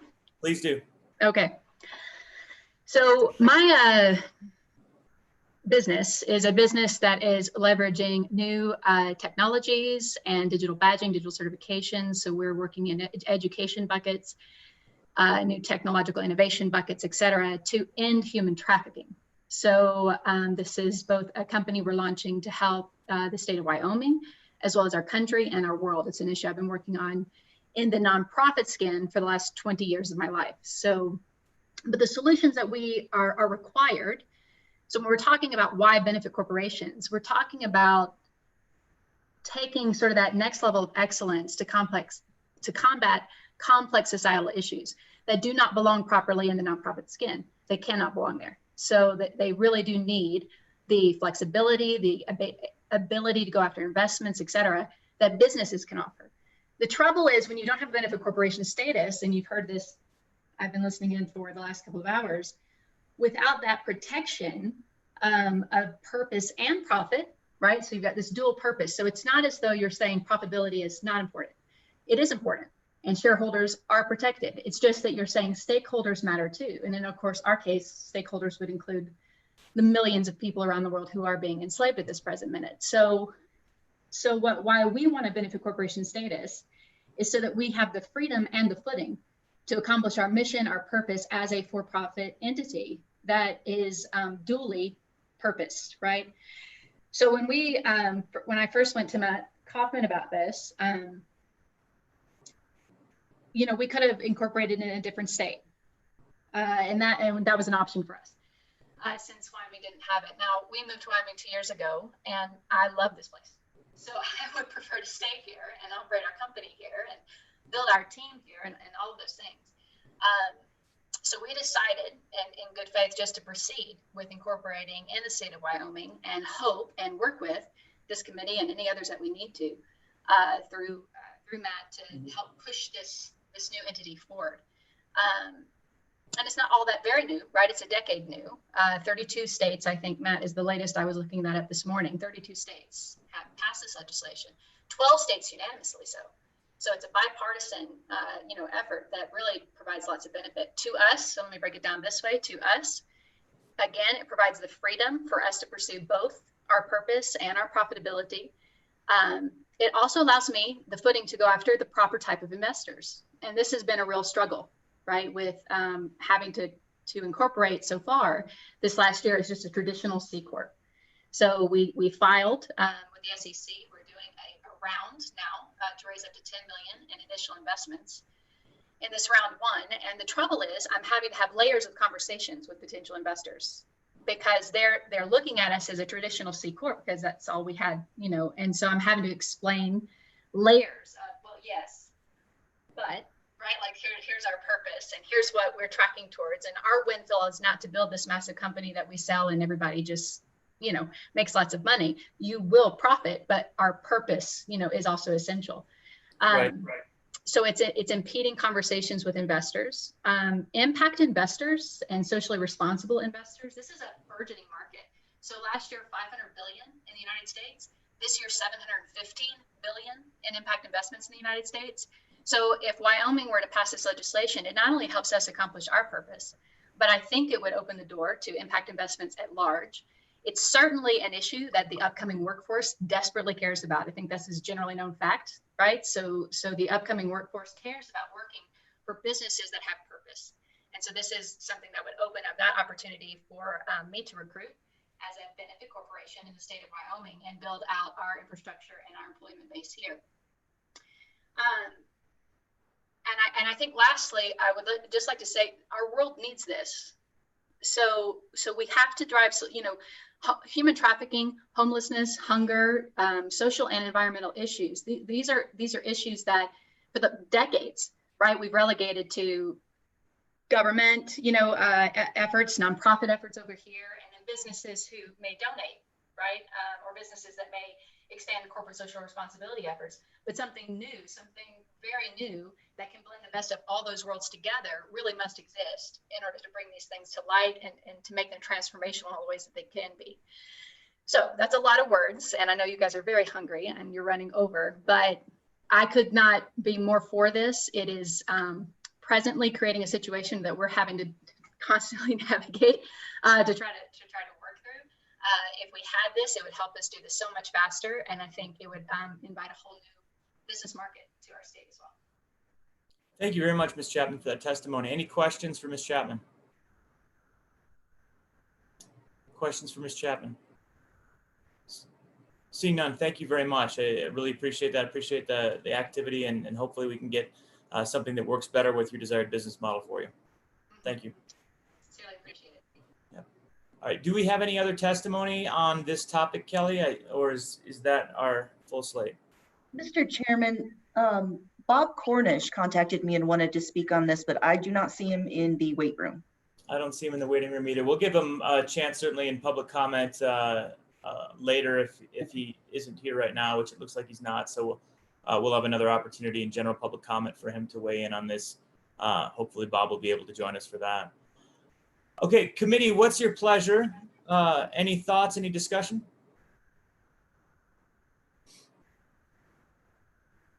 Mr. Co-Chairman? I'm open to see what the committee thoughts and feelings are. I think my mind is slightly unchanged at this point. I don't think this is a topic that our committee needs to take up. I think this is a good fit for corporations. I think it's a worthy topic.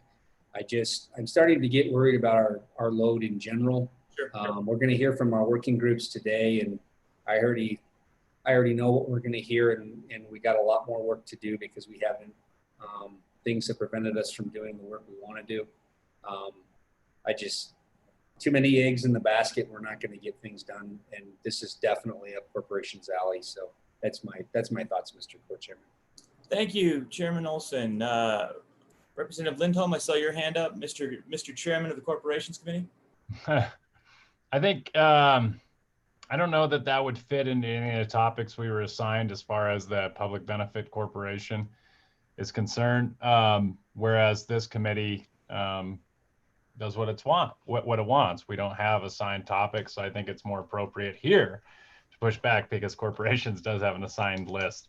But also, I think it's important to talk about the sales tax aspect and whether or not the chairman would like to see Director Noble show up in Laramie and testify on the purpose for those changes. Thank you, Representative Lindholm. Other thoughts? Senator Nethercott, go ahead. Thank you, Mr. Co-Chairman.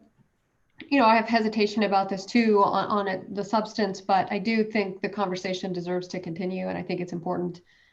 There's some concepts here that I do think fit nicely within this committee.